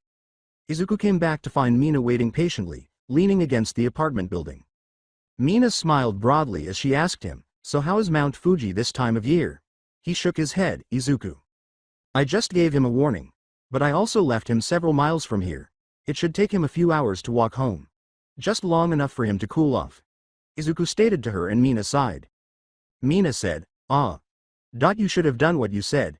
Instead of a few hours. That trip would take him a couple of days." She then took his hand again. She ushered him inside and up to his and his mother's apartment, saying, "Let head in.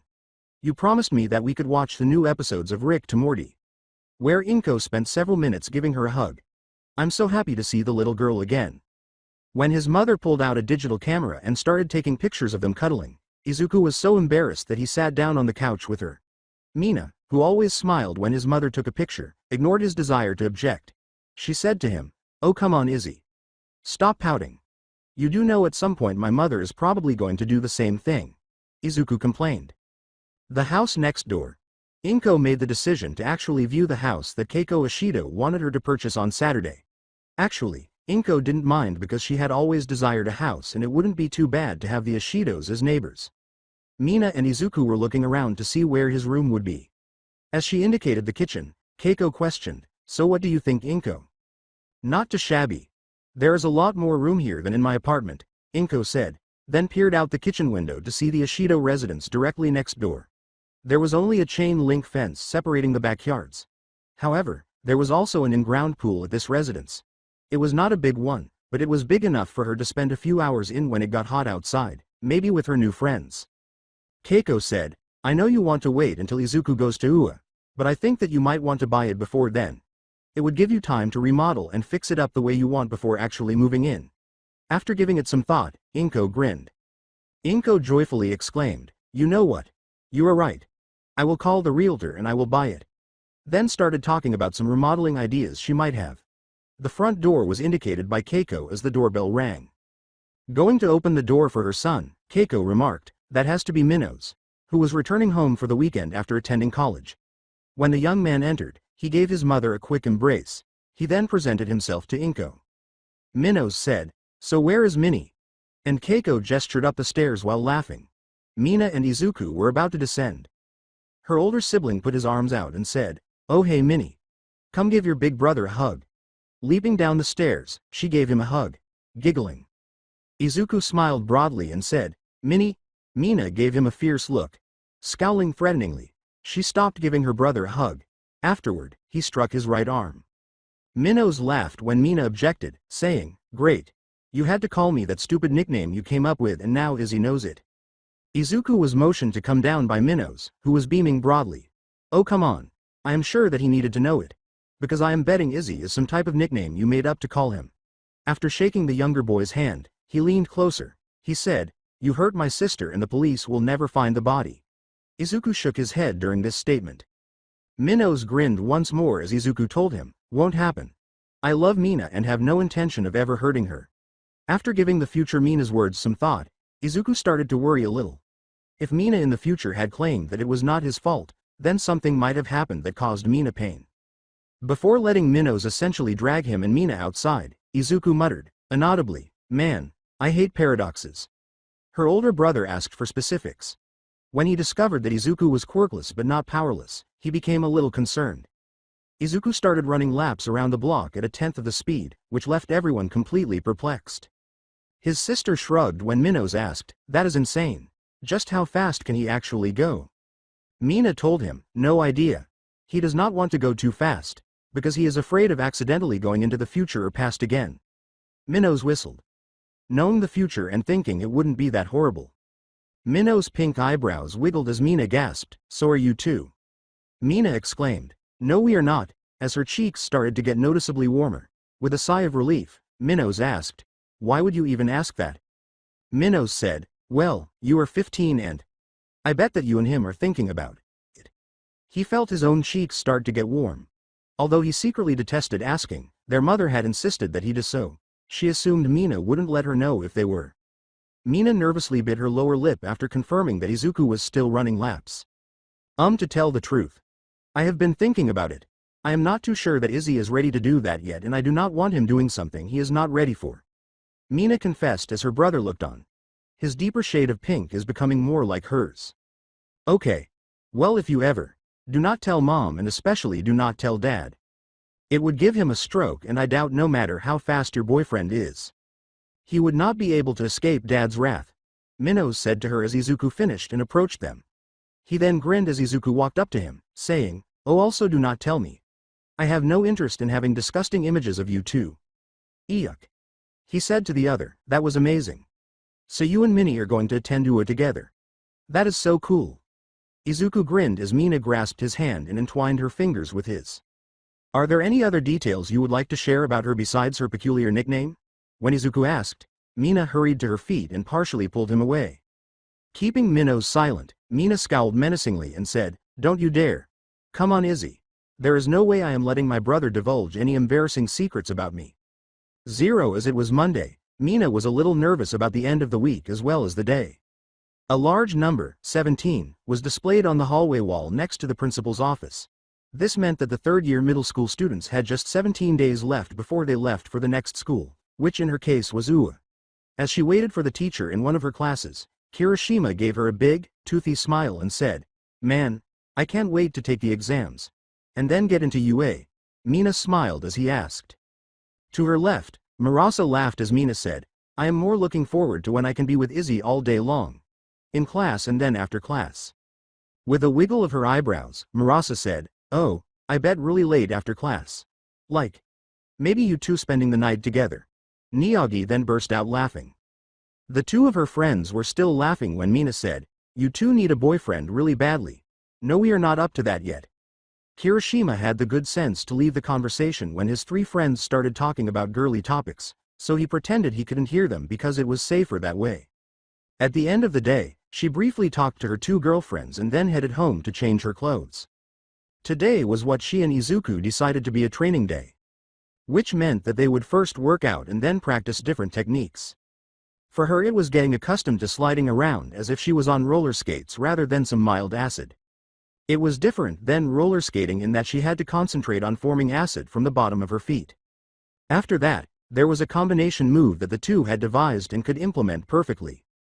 Though it did take a lot of practice, because at first she had to keep herself from vomiting afterwards.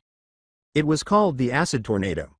Izuku would put his arms around her midsection and then spin at about 80 to 100 miles per hour. At the same time, she would release a sprayed veil of acid outwards, coating a large area around them. She could control the toxicity of the acid, so if he had to, he could actually cause some of her more flammable acid to catch fire, giving them a fire burst effect. They were still working on other details and situations they could use it for. The two fully planned on being hero along with being romantic partners during school and after. So they needed to come up with combination moves that showed that they could. Arriving at the beach at 3:45 p.m., she spotted Izuku once more trying to vibrate his hand into a huge boulder. Without actually boring a hole into the stone, he wanted to see if he could vibrate himself through solid objects, but so far at most he made fist-sized holes or crumbled the objects completely. "OOT," Izuku said angrily as he pulled his hand out of the 10-foot boulder. Mina giggled as she now stood a few meters behind him. "Just once I would like to be able to do this without." "Shoot. Shoot. Shoot." He turned and smiled at her. "You will get it. Eventually. Now while you do that, I think I might go for a jog." Mina took off her sweatshirt jacket and laid it on his backpack. She leaned over and stretched her arms straight up, fully extending her muscles, then grinned when she saw that Izuku was observing her little display. "Like what you see, so do you?" she asked, and he flushed. She wanted an answer, and he nodded. "Good answer." She straightened up and then jogged away. She was pleased that he liked looking at her, which reassured her that he did find her physically attractive. She was concerned that occasionally, when they saw a girl who was normal and attractive, he might be more interested in someone else than her. She was particularly concerned when they saw that dark, spiky-haired goddess who was incredibly attractive, having the perfect combination of a beautiful face and a perfect body. To her delight, Izuku almost ignored her. After returning approximately 30 minutes later, Izuku was performing push-ups when she heard him reach the 200-point mark and then stop. He would then proceed to other exercises, while she moved to one side and tried to incorporate some offensive and defensive moves from her dance moves. An hour later, they sat down under a tree, and Izuku gave her a bottle of water. "So, do we go to your house or the apartment to get cleaned up?"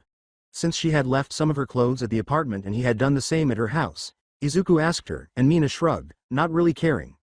They both knew that his mother was at the new house, hanging curtains in the kitchen and bedrooms, so there was no parental supervision at either location. "Your apartment is closer and, well, we could snuggle on the couch and watch a movie. I brought Alien's Requiem with me." Mina pointed to her own bag, and Izuku grimaced. Although he didn't particularly enjoy the Alien films, he watched them because they were Mina's favorites, much like she didn't enjoy the Mummy films starring Brendan Fraser, but she did. "Okay. Would you prefer the normal route or the quick one? It would take a good half-hour to walk, but he could get them there in a matter of seconds, or minutes if they went to her house." Mina understood exactly what Izuku meant when he asked that, and she truly enjoyed it when he did it. It felt amazing to zip along on his back as he ran at a moderate pace. When Izuku got up, Mina jumped on his back and said, "Let's go fast." She then kicked him lightly with her feet and he picked up their bags, which she took both of, holding them over his chest while he placed his hands just beneath her knees. Now with the school semester over and done with, Izuku spent most of his days moving boxes from the apartment to the new house. It was actually easy for him, since he would grab a couple of boxes at the apartment and then zip to the house, leaving it for his mother, Mina, and her mother Keiko to sort. Mina's father Jin was too busy, putting up security bars on Mina's bedroom window and vinyl blinds on the inside. Since Izuku's bedroom was exactly across from Mina's bedroom, Jin was not taking any chances that Izuku might try to catch an inappropriate look at Mina while she was in her room. While Izuku was off to gather a couple of more boxes, the elder women stood at the kitchen laughing at Jin as he swore and cursed at the security bars that he was having problems installing. "He is not the most mechanically inclined person," Keiko stated as she watched her husband hit the bars with a hammer. "I should tell him that. I do not think Izuku would be the one to sneak into Mina's bedroom. It would probably be the other way around," she said to Inko, who closed her eyes and winced. Izuku rushed into the living room with 3 boxes as Inko grinned and Keiko laughed, saying, "Maybe I should put some security bars on his bedroom window." After saying, "All done, Mom. That is the last of them," Izuku turned to look around. "Where is Mina, then?" Inko gave him a big smile when he asked. Inko simply pointed upstairs and said, "In your room." He squeaked and blinked up the stairs, and she turned to face Keiko, who appeared perplexed. "He is quite a collector of All Might stuff. I am betting he never told Mina that," she clarified, and Keiko laughed. Izuku hurried into his room to find Mina admiring his limited edition All Might alarm clock. His other collectibles and posters were spread out across his brand new bed. She smiled and put the alarm clock down, noticing his shock and embarrassment. "Oh, come on, Izzy. There is nothing wrong with all this. Hell, I am about the same with the aliens stuff." He sighed, "Boo it. Pajamas, shirts, and bed sheets. Now that is obsessive fan type of stuff." She stepped closer and put her arms over his shoulders, kissing him lightly on the lips. "I take it that you could put all these things up way quicker than me helping you. So instead of that, how about we go take a swim in your pool?" she suggested, and she went to the door. Izuku paled. "Wait. That would mean that why you would be in your, Izuku stammered, and Mina chuckled while giving him a sly smile. Mina told him, "Swimsuit. Of course. So get in yours and meet me at your pool." After returning to her room, she displayed 2 swimsuits, an off-white bikini with a frilly piece of material around the waistband and a single, one-piece light blue suit. The bikini covered her but also highlighted her ass and showed off a lot of her skin, including cleavage. She smirked and chose the bikini. Izuku swam around in the cool water, and when he saw Mina in hers, he nearly drowned when she laughed at him and he had to splutter water out of his mouth. "So I take it you like my bikini?" she asked, and he sputtered once more. But he couldn't take his eyes off the beauty who was barely clothed in front of him. He swallowed hard and nearly drowned again. Ina. Ooh. HHHHHHH. WWWWW. Ooh. WWWW. Izuku stammered awkwardly as she slipped into the water, and she smiled before splashing him with water, which finally caused him to blink. He was so stunned that he couldn't even say her name again, and he blushed profusely as she swam closer to him, putting her arms over his shoulders, and he couldn't help but stare at her cleavage. She kissed him, slowly submerging as she did, and bringing him along. Once underwater, she really kissed him, pressing herself against him, and when they came up for air, she parted, but he closed his eyes and focused on keeping it down. He felt something inside his swim trunks start to stiffen, so he closed his eyes, and he sighed in relief. Mina splashed him again and said, "You know you having a pool is going to be great when it gets really hot out." She actually liked that he stared at her and was unable to speak clearly, but she had to admit that she was also attracted to him physically because she was staring at his well-defined body and he had given her some very intense tingling sensations all over her, especially in a certain area. The accident had given him a really well-defined body, which was the main reason she had to move away from him. Their underwater kiss had heightened her desires and urges. On her third splash, he splashed her back and they were playing, though the urges were not as strong as before. Jin was watching the two teenagers in one of the windows of the Ishido house and was a little worried when they embraced and then went under the water. Fortunately, they parted and began splashing each other. His wife Keiko informed him that eventually they would give in to teenage hormones and likely become intimate, which he would not permit to happen if he could. However, his wife laughed at him, telling him that it would be impossible and that if the two were going to have sex, there was nothing he could do to stop it, as there were simply too many places and opportunities for them to do so. In other words, he was in hell. The practical test. Arriving early, Mina and Izuku were met by All Might. In his opinion, the young man had great potential in becoming a great hero even without the power of One for All, which unfortunately disqualified Midoriya from inheriting the power. No, All Might had to find just the right individual, someone with the right spark, and he hoped to find that one here at the exam. Someone that had an unimpressive quirk of their own and does not do too well on the exam. Greeting the two teenagers, he led them to the observation room where they could watch those that came for the practical exam take their test. Since the two had special recommendations, they were not required to take the exam, so it gave them both the opportunity to see who might be their fellow students when the UA school year began.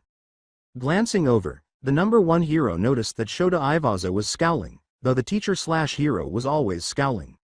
But this was different. Due to that, Iwaza did not completely agree with that the two teenagers were granted special recommendations. Even now he had heard that Iwaza had protested profoundly to Nezo about how the government could grant them that.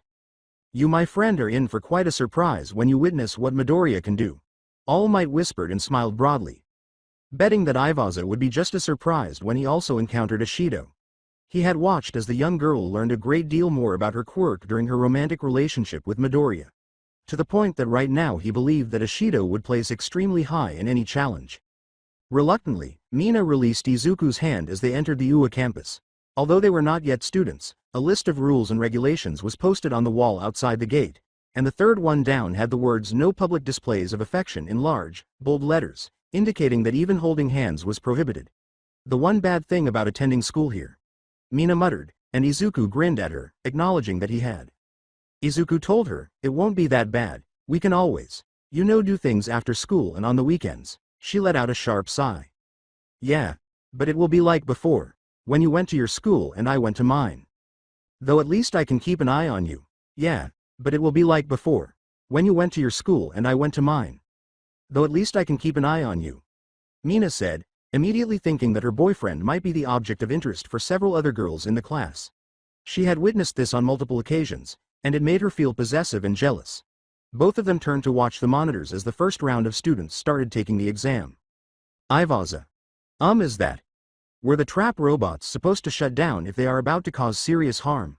The monitor gazed at a large, seemingly malfunctioning trap robot halfway through the round as it lumbered toward a young, brown-haired girl who appeared to have her right foot trapped under some rubble.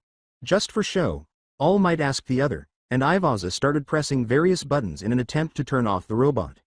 Mina complained as Iwaza told the number one hero, "It won't respond. You better get out there." However, before All Might could move, they both felt a gust of wind and saw a blurred Izuku flee the room. "Knew I should have held on to him," Mina muttered in frustration as he casually walked towards the door from which Izuku had just left.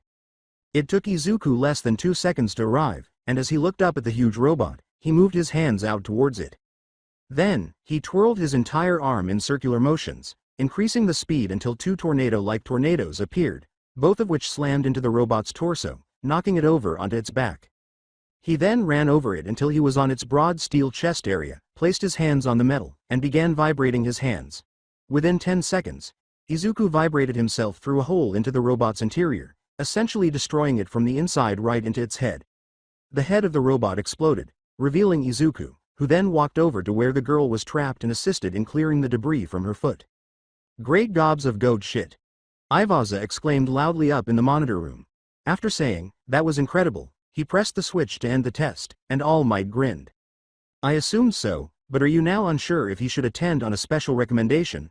All Might inquired, and Ivaza gave a negative headshake. The brown-haired girl smiled at him and said, "Thank you. I thought I was about to get squashed by that thing. I am Ochako Uraraka, by the way." Izuku took her hand and shook it. After the exam was over, Izuku finished removing the rubble from the girl's foot and she pulled it free. "Izuku Midoriya, is your foot doing well?"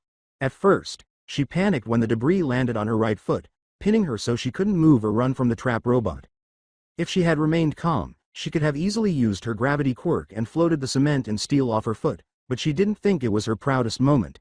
"He asked," she said, looking down and shaking her foot around before putting her entire weight on it.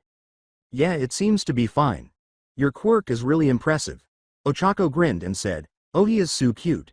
She tried not to look at him, which made him uncomfortable, but she was smitten. He was saying something about his power not being a quirk, but she hardly paid attention because she was so infatuated with him, even to the point where a pink girl their own age seemed to show up and put herself between them. Izuku started to introduce them, and Mina promptly added what she thought was important. "Oh hey Mina. This is Ochako Uraraka. And this is Mina Ashido," she said. "His girlfriend." Mina gave the other girl a chilly, menacing glare as she said this, and the girl unconsciously took a step back before grinning broadly. Ochako hurriedly said, "Nice to meet you. He saved me from getting squashed by that thing and he was amazing." Although the pink girl was now glaring at her, it was still a relief because a minute or so later, she was going to ask Izuku Midoriya out, which would have been the height of her embarrassment, and not only would she have been rejected because he had a girlfriend, but it would have been an unimaginable catastrophe if Mina had arrived exactly as she had requested. "Yeah, I saw." Mina then turned and gave Izuku a head slap a la Gibbs from NCIS. "What were you thinking?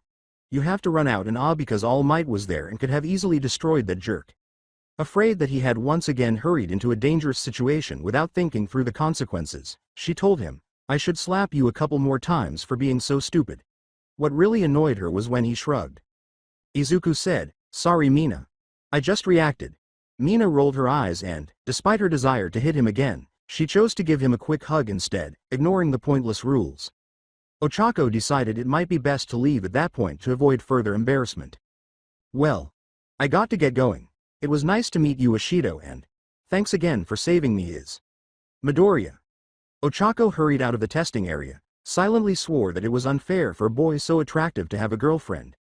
She passed a few other people who were still amazed at what Izuku Midoriya had done, but as she passed a blonde boy, she saw that he was openly glaring at the green-haired boy who had saved her, and he growled something before storming away. Mina, who was far from done reprimanding Izuku, led him out of the school grounds and straight to the train station, stopping along the way to the local diner, fully expecting that he was hungry. The unidentified observers. As she looked through her vision enhancer binoculars, the oldest of them sniffed and felt tears streaming down her light pink, wrinkled face. The four of them had come a short while ago to witness this historic event, their history and their heritage. "Grandma, are you okay?" one of the four inquired, and the elderly woman took a deep breath and lowered her binoculars. They had made this journey through time so that the young girl could fully understand the responsibility she was going to undertake, becoming a hero like her father, grandmother, and great-grandmother. "Yes, Izuka, I am fine, but it is too soon for me." She wiped her tears once more and looked back down at her parents when they were as young as the fourth member of them there. "You see, Meisha, this is one of the moments for your great-great-grandfather, where he fully discovered his potential," she said to her great-granddaughter, where she nodded. Meisha said, "Great-great-grandma was really pretty." Her great-grandmother nodded, biting her lower lip as she looked down at her parents again. This was really difficult for her because she missed them both a lot and was tempted to run down there and give them a hug and tell them how much she loved and missed them, but that would alter the timeline and destroy the future. She was, and you are, too, because you look like her. Now, do you realize that, regardless of your other powers or quirks, your great-great-grandfather's speed is what we in this family represent and what we embrace, so we all call ourselves by that hero name that he will eventually use to refer to himself as the Flasha. That name has been passed down from him to all of us. Sometimes more than one of us refers to ourselves as the Flash, but we all proudly call ourselves that. She said to her, it is the same as all the others in the Midoriya line. Meisha nodded and then looked at her father, who was still wearing his uniform, and her older brother, Hinji, who was from their own time and was 7 years older than her. Hinji had met their great-great-grandfather and grandmother, but she had never met or spoken to her great-great-grandfather. By using the Speed Force to travel back in time and then forward in time, she was able to witness some of the events that led to the first Flash. In order to show her what it meant to be the Flash, where her speed powers came from, and how crucial it was that she accept the mantle that she would inherit, they took her to this point and intended to take her to 3 more. I understand, great-grandma, Meisha said with a broad smile. The elderly woman named Keiko said, good, we shall go on to the next event. If you would Inko and Izuka take the lead. Pointing away from the UA Academy campus, the two nodded and sped off, followed by her and Meisha. Soon, the two in front formed the Speed Force and engulfed them all within the temporal power, and they entered the time stream. Keiko could hardly keep up, which was not surprising since she was 82 years old. Sadly, the entire trip would exhaust her, and it would take her several weeks before she could run even at a moderate pace. The purpose of this trip was to educate Meisha before she went to the UA Academy to start her training to become the next Flash in a few years. 0. Something wrong, Izzy? Izuku felt a tingling sensation all over again at the diner, and as he looked to the east, it was almost like the first time he had encountered the Speed Force that the future Mina had told him about, except that this time it wasn't focused around him. Mina inquired while he held a hamburger inches from his lips and kept his eyes on the east window of the diner. After a few seconds, the sensation subsided and vanished. Mina had barely finished her hamburger when Izuku wolfed down his 10th, and he grinned at her, saying, just think, in 2 weeks we both get to go to UA. He picked up another hamburger, and Mina furrowed her brow. We still do not know if we are going to be in the same class or not. You know, I could end up in class 1B and you could end up in class 1A. Or vice versa. That would royally suck, Mina said with a grin. However, we would still be at UA together, and you do want to work things out, don't you? Izuku inquired, and Mina grinned as she extended her hand to grasp his. Of course, but I'd like for us to attend the same class. Maybe we could ask All Might to make that happen? Even though she didn't think the pro hero had much of an impact on class assignments, Mina said, never mind that.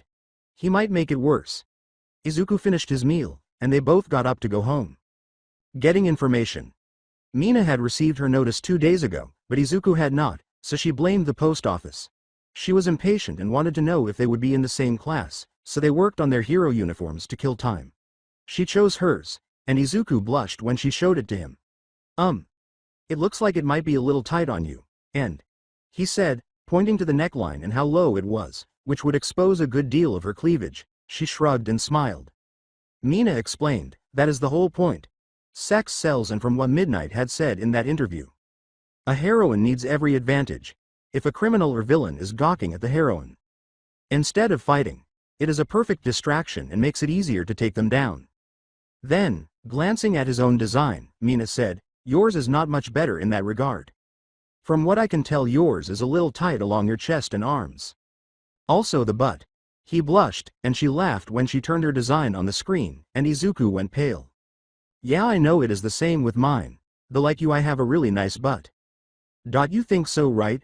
Oh, come on, you looked right. What do you think? She asked, causing him to start hyperventilating. Sweat began to form on his forehead. He was effectively stuck in a no-win situation. If he said that he was not sure, then she would probably stand up and make him look at her ass. If he admits that he has looked, which he has on several occasions, she might think that he is a pervert. Izzy. Tell the truth now. You have looked right? So, do I or not? He nodded with a trembling breath in response to her insistence. Izuku stumbled out, feeling faint, and grinned broadly before moving in for the playful kill. Yes. Mina. Why you do. You've looked at my butt, but how frequently have you done so? Izuku let out a dejected groan as Mina asked with a cheeky smile. I hope it's not that strong. Her father growled behind them, and when the two turned to look at him, they saw him standing in the doorway to the living room. Izuku wondered if he should just run away because nothing could stop him at his speed, especially a very protective and irate father who was glaring at him at the time. Mina laughed. Mina said, oh come on dad. Of course he has looked and probably has looked a lot, her father finally moaned. Keiko. Within minutes of Jin's shout, Keiko and Inko wandered from the kitchen into the living room, where they had been comparing recipes, to investigate the situation. "What is wrong, then?" Keiko calmly asked. As Jin struggled to make sense of the situation, Keiko started to laugh. "They? Well, Mina was." She asked him. "Oh Lord, I cannot handle this." Or that. Or that she would even ask him. "After all, Mina, what have you done to your dad?" Inko was laughing when Keiko asked, and Mina shrugged. As the two men both turned a deep shade of red, Mina explained, "I was sort of teasing Izzy a little. By asking him if he has looked at my butt and how often." Dad kinda came in and over-exaggerated. Both mothers started laughing heartily. "Oh, is that all? Come on, Jin. Let's leave them alone." Keiko told her husband, who didn't try to leave, "Grow up, Jin. Of course Izuku has looked at her butt. He is a teenage boy, and I bet when you were his age, you looked at girls' butts a lot. Now come on."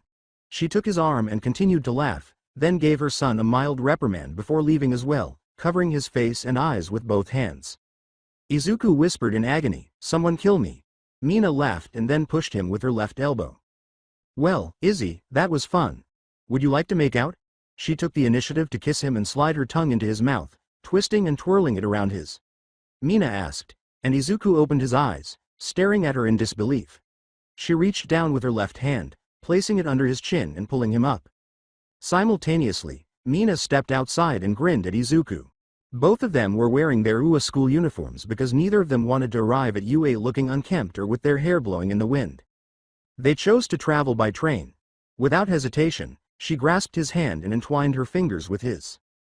Adamant about remaining together and holding hands all the way to the UA campus. She even had plans to kiss someone outside the gate. She placed her head on his shoulder and leaned closer to him once they were on the train. She closed her eyes and muttered, "Wake me when we get there."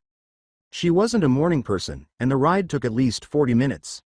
She was still drowsy even after downing 2 cups of coffee. She took a power nap and fell asleep in a matter of seconds.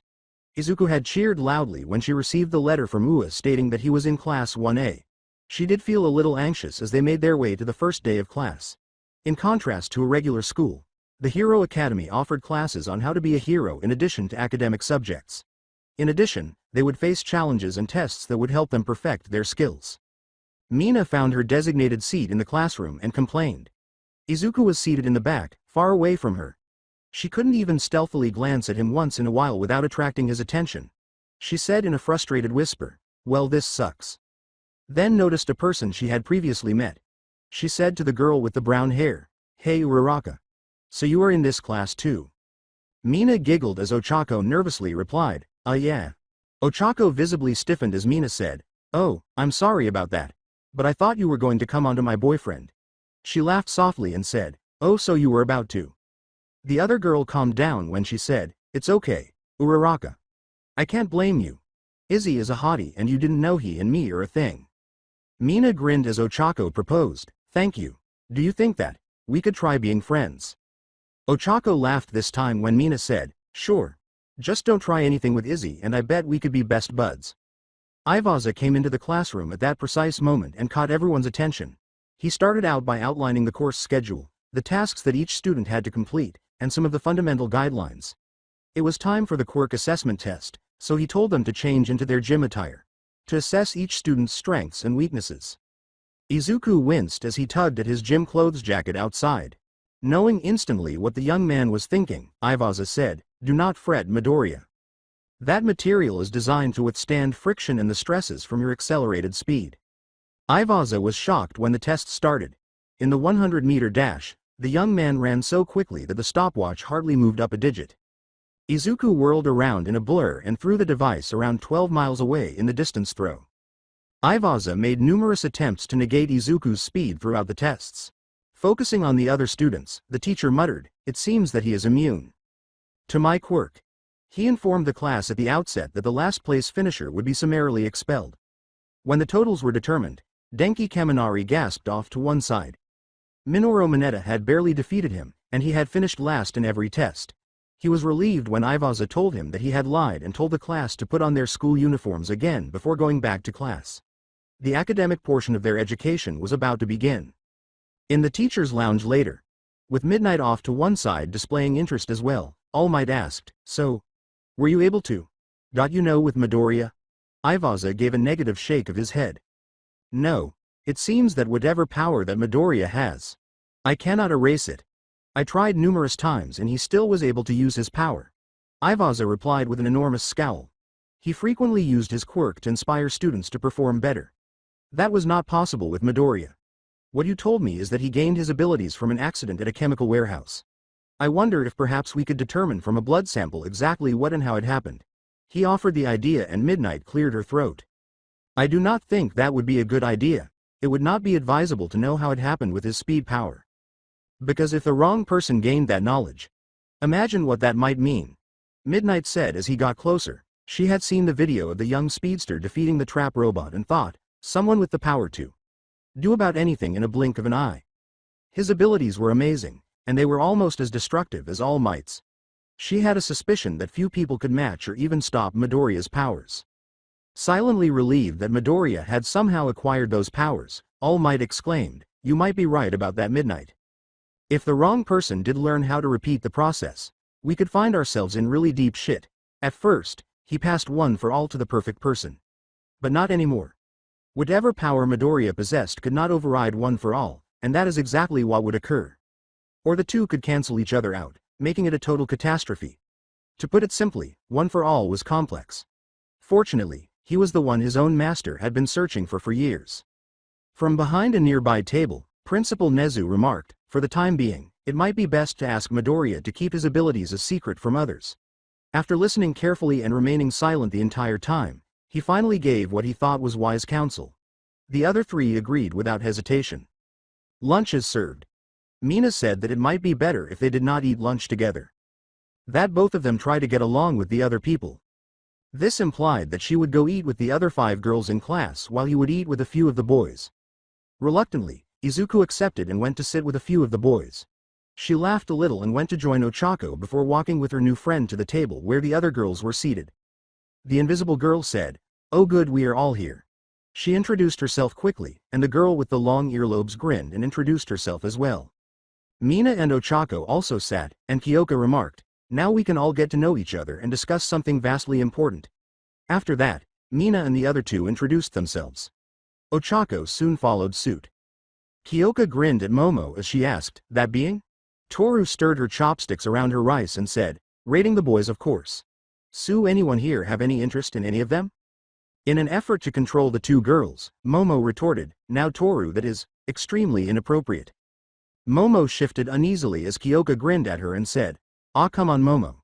I am betting that even you have a certain, let's say, an attraction to one or more of the boys in our class." "Huh. Knew it. So who is it?" Momo begged. "Kyoka, please." Her new friend was now too eager to back off. The well-proportioned girl looked at the boys seated a few tables away before blushing and turning back to the table. Kyoka, Mina, Ochako, Tsuyu, and Toru all turned to face the table. 6 of the class's boys were seated there, discussing whatever topic they were debating. Tsuyu injected, and the others all turned to look again. So it is one of them. Ribbit. Attempting to identify the person. The redness on Momo's face intensified. Momo's question, "Yes. But, can we let it go at that?" sparked even more curiosity. She chose to tell them because she knew they wouldn't let it go. "I was hoping they might go on to someone else there." Toru clapped her invisible hands together and said, "I don't know his name yet, but he is the one with green hair and eyes." Mina stopped smiling when Toru said, "Oh yeah, him. He is such a cutie. Definitely dateable." Mina asked sharply, her voice laced with rage, "Okay, who else likes him here?" And 4 of them gave her a strange look. I don't understand why Mina appeared so happy and content just a moment ago. Looked irate all of a sudden. Except for Ochako, who was nervously biting her lower lip. Kyoka asked worriedly, "Is there something wrong, Mina?" Mina frowned at her. "Aside from the fact that I discovered that some of you want my boyfriend." "No, nothing is wrong," Mina snarled, and they gaped at her. All except Ochako, who was already aware. Zero Izuku sat with Tenya Iida, Honto Shiro, Shoto Todoroki, Minoru Mineta, and Denki Kaminari at the boys' table. Following introductions, the little Mineta gave everyone there an oleaginous smile. He looked over and his eyes glistened as he said, "Sue. Let's discuss the girls." He looked at Momo, practically picturing her nude, and drooled, "We got some extremely doable girls in our class. Minoru scowled at Tenya as he gave him the order, Mineta, control yourself and stop demeaning yourself. Minoru said, oh come on.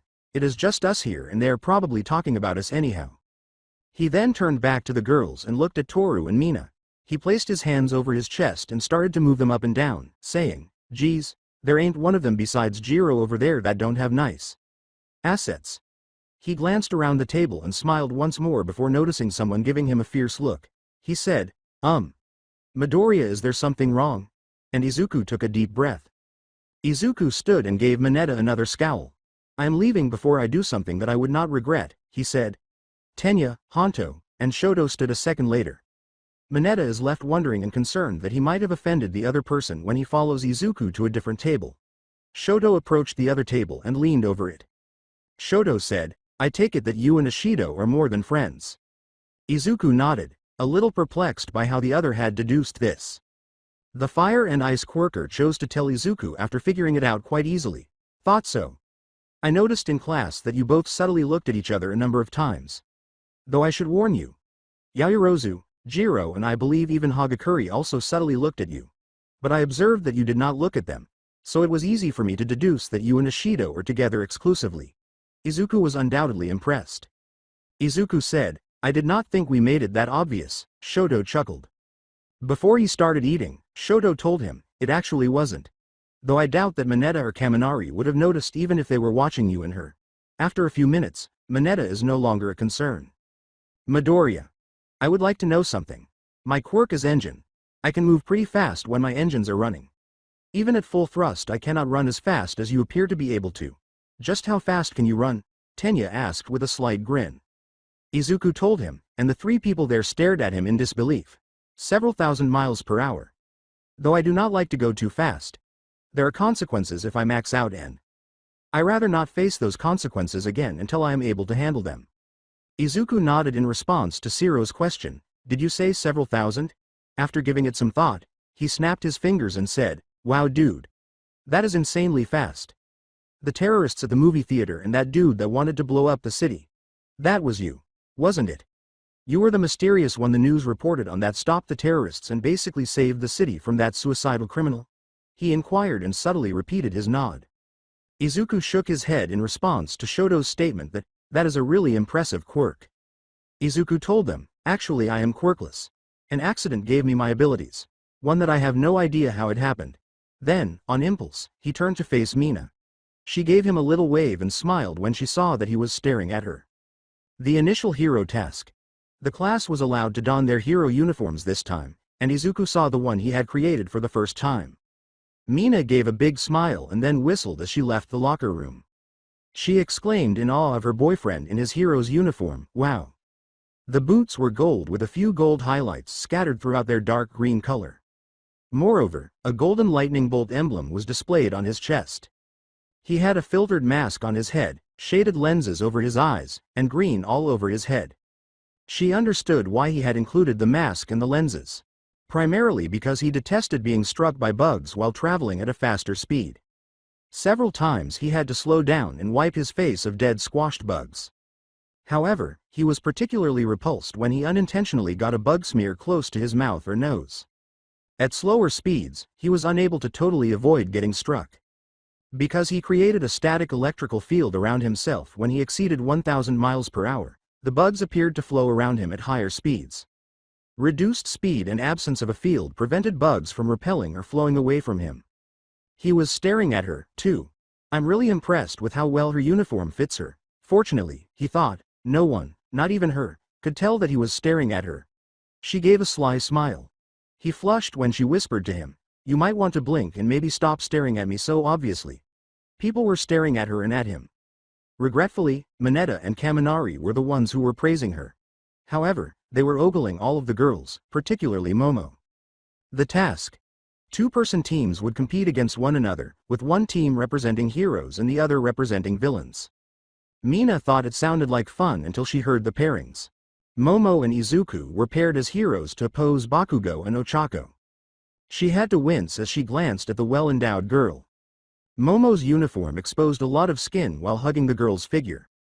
She thought it looked more like something a streetwalker might wear, and based on what she could see, All the boys were ogling the girl's possessions. Izuku had even looked at her. She trusted Izuku and was aware of her jealous nature, but she simply could not bring herself to trust Momo. The girl had previously acknowledged her attraction to him. Mina shook her head when Izuku said, "Something wrong, Mina? You have been scowling for the past 5 minutes." Mina said icily, "No, nothing is wrong." She then made an effort to smile and act more like herself. The challenge started a minute later, with Bakugo and Ochako facing off against the first group, which included Izuku and Momo. Izuku and Momo waited outside while the villain pair had a 5-minute advantage. Momo said, "So have any idea how we should proceed?" And Izuku focused on a potential plan of action. Momo nodded slowly as he said, "Actually I do. Kachan will probably come after me. We have a history. I understand you can create just about anything, right?" He grinned behind his filtered mask as Momo told him, "As long as I know the molecular or mechanical construction of what I create, yes." She grinned when Izuku said, "Then could you make about 30 feet of?" She turned to the wall nearby, ripped open her top to reveal her breasts for a moment, and started to make the thing he desired. He turned his head away. "Hope Mina sees that I looked away. That I did not try to see. Yaoyorozu's, oh boy. Let her see. Otherwise I am in deep trouble," he thought to himself. Momo gave him what he had asked for and tapped him on the shoulder. "Okay, once inside. Kachan will come after me. When he does, make a break for it. After I take care of him, I will join you." Momo grinned. They made a plan and waited again for All Might to tell them they could go inside the building. Bakugo was happy, but he was furious inside. This whole thing had to appeal to him. Realizing that although Izuku was fast, his speed was constrained inside the building. With a huge, menacing smile, he growled, "Deku can't run away this time." He glared at her as Ochako gave him a strange look. He told her to, "Listen, you stay here and guard that. I will go kill them." Ochako was about to argue, but she decided she didn't want to incur the irascible asshole's wrath. She then approached and silently guarded the mock bomb. Izuku thought about simply running through the building, finding the bomb, and touching it once he was inside. In other words, finishing the exercise in a short amount of time.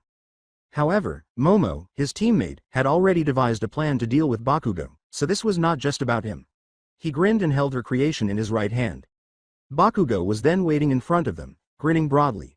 Instead of waiting to be informed, Momo ducked up some stairs and down another hallway. Bakugo growled and pointed his right gauntlet at Izuku, saying, "Deku, this has been a long time coming," letting out a blast that nearly filled the hallway. Izuku could either charge forward and move quickly enough that the force and heat would not significantly affect him, or he could run backwards to avoid the blast. He made the bold decision to charge ahead. He was able to move quickly enough that he hardly noticed the heat, but he was unable to go completely out as though he were in a cramped space. As he got close to Bakugo, he quickly wrapped one end of the bindings around the other person's right wrist before running around him and encasing him in the bindings. From his ankles to the area over his mouth, all of this took place in 5 seconds. He smiled and stopped right in front of the mummified Bakugo. He turned to Momo and said, "After we win, I will come down and unwrap you. Maybe," he blurred away after saying, "Oh, by the way, those bindings are heat resistant." Bakugo was left to roar in silence in humiliation and rage. Izuku discovered Momo on her hands and knees upstairs, looking into a large room around a corner. He avoided looking up when he got there because he could see her attractive ass clearly when she was hunched over like that. He blushed behind his filtered mask and whispered, "Oh Lord." He knelt beside her and said, "Does she even realize? Mina is going to kill me." Momo smiled slightly and pointed up at a few big pieces of concrete that were hovering close to the ceiling, saying, "Ochako is not going to leave." She also set up some nice surprises inside. Prepared to fall on someone. In this, his partner peered over her shoulder. He nodded when she asked, "So did the bindings work?" Izuku looked into the room for a half-second before asking, "Good. So how should we handle this?" Izuku asked, hoping Momo would think of a strategy for this one. "Have any ideas?" She gave him a smile. Momo said, "Oh, I have a really good idea." She then took 2 gas masks and a tiny canister from her forearm. He examined the objects with interest. With pride, she hefted up the canister. She had been tempted to propose this ruse against Bakugo. Nitrous oxide. Laughing gas. The effects should only last maybe a half hour. Since this is a diluted amount, however, she had no desire to listen to him laugh uncontrollably. She was already sufficiently alarmed by him. She would become even more cautious around the insane fool after hearing him laugh like a crazy person. Pulling his own mask away from his face, he put on the gas mask and handed one to Izuku. After donning hers, she threw the canister into the room. Ochako started laughing in a matter of seconds and couldn't stop. Momo got up and walked into the room with a casual ease. I touched the mock bomb right up to it. Over the speakers, All Might exclaimed, "Heroes win," and Momo and Izuku assisted in ecstatically laughing Ochako outside. About 30 minutes passed before she was able to talk without laughing. Izuku then gave himself a palm forehead slap. Izuku went back inside and said, "Oops. Forgot Kachan." A few minutes later, Bakugo emerged, still wearing the bindings. Izuku, trying desperately not to laugh, said, Yayorozu. Could you make something to cut him out of this?" Bakugo glared menacingly at everyone who had joined them, all of whom were concealing their own joy. Izuku and Kirishima carefully cut him out of the bindings with a pair of surgical scissors. He ground his teeth together after clearing his throat. Bakugo snarled, "I should kill you for that," and hurried away. Mina was paired with Yuga Aoyama to compete against Honto Shiro and Tenya Iida, who were portraying the villains, during her challenge. It had been simple for her and her partner to win, mostly because Shiro and Iida were unable to devise a strategy and continued to argue the entire time. They aren't really working together. While Iida went to confront them, Shiro had the idea to tape all the entrances to the locations where the bomb had been found. The fact that Iida in retreat unintentionally ran straight into the tape and became stuck to it was what ultimately brought them to ruin. She made a brand new door and she and Aoyama entered, unable to move at all. As she occupied Shiro, the test ended when Aoyama touched the bomb. She touched Izuku's forearm and led him into the hallway, joining those in the monitor room. After arriving, Mina laughed and shook her head as Izuku frantically said, "Okay, Mina." I did not even try to look. I kept my back turned when she exposed herself, and when she bent over on her hands and knees. I did not look then either. Mina kept laughing, and Izuku let out a sigh of relief. "You would think you have a guilty conscience or something. No, I brought you out here to ask if you wanted to come over after school and help me study all that coursework that Ivaza assigned for us this week." Mina asked. He swallowed hard and gasped, "But the way you just. Maybe we should have a little talk about that when we get back to my house." He had made a mistake.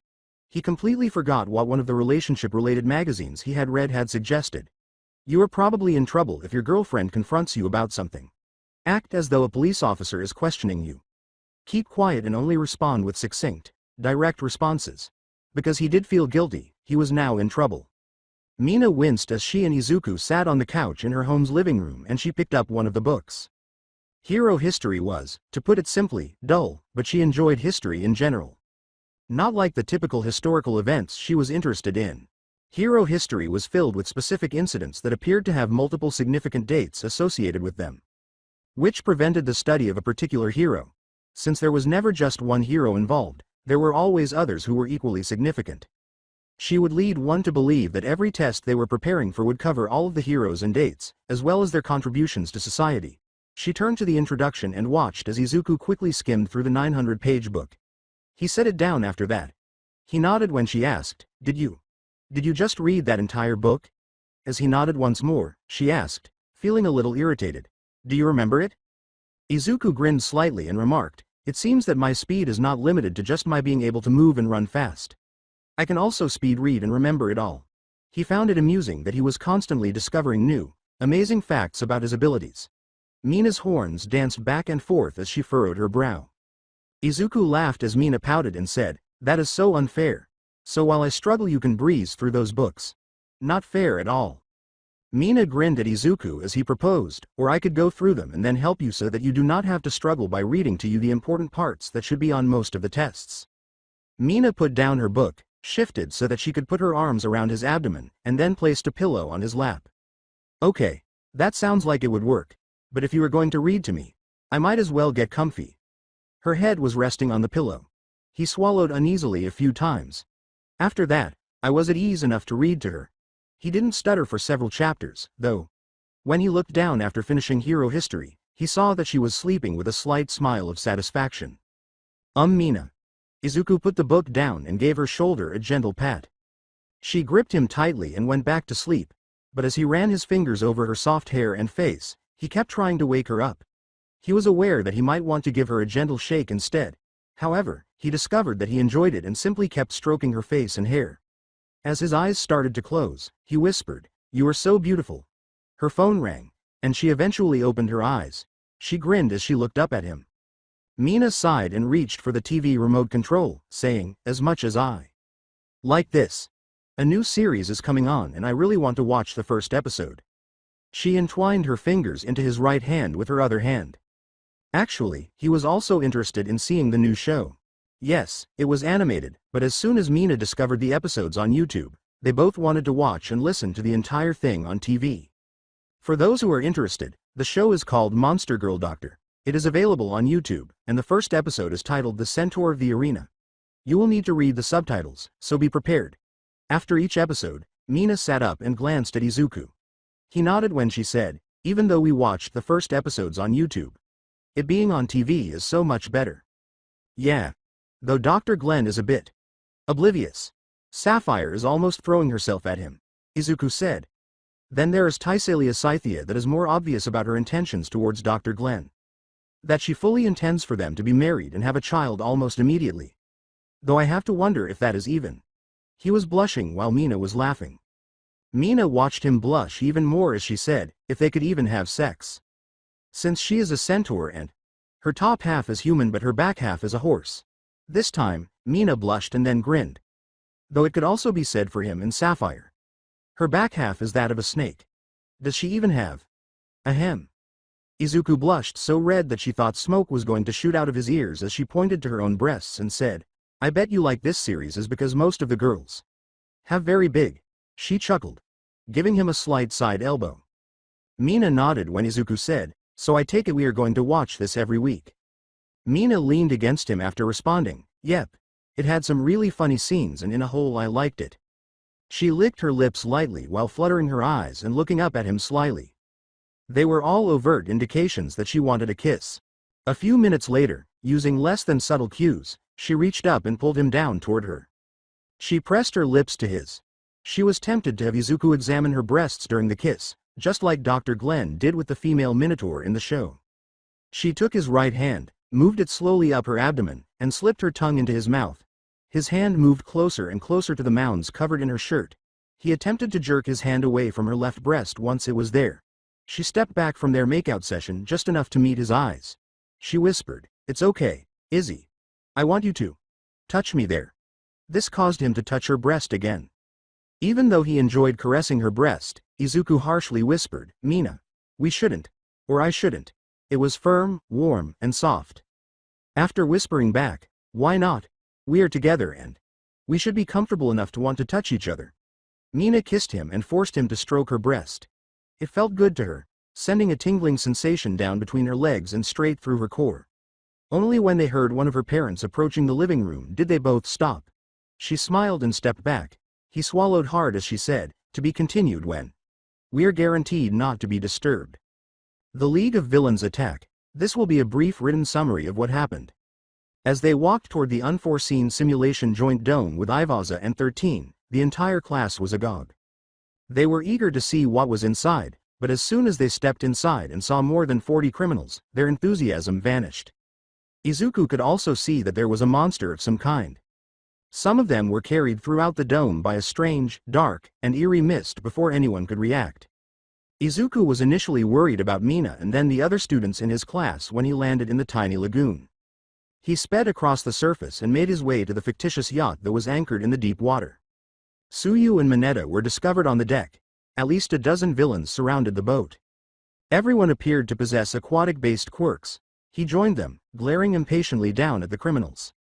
He told Tsuyu, "Get ready to go." Before leaping over the railing, he struck the water, sank to the bottom, and began swimming at a speed of roughly 3,000 miles per hour in a circle. The criminals were drawn toward the center of the funnel that developed. Tsuyu leapt at that moment, and Mineta eventually emerged from his shock of terror, hurling sticky balls at the criminals, keeping them all together. Izuku rushed off to find Mina after joining the two on the beach. While traveling, he ran into another group that was approaching Jiro, Kirishima, and Yaoyorozu.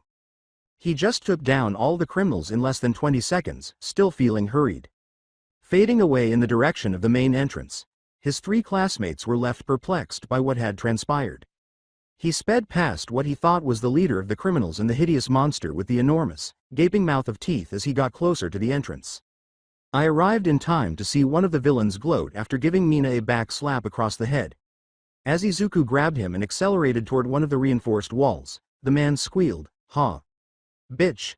Your acid can't hurt me. But I can hurt you." Izuku then stopped. He let go of the man and crashed into the wall, face down. He struck hard enough to become embedded in it. Izuku ran back to stand beside Mina and assist her in standing up.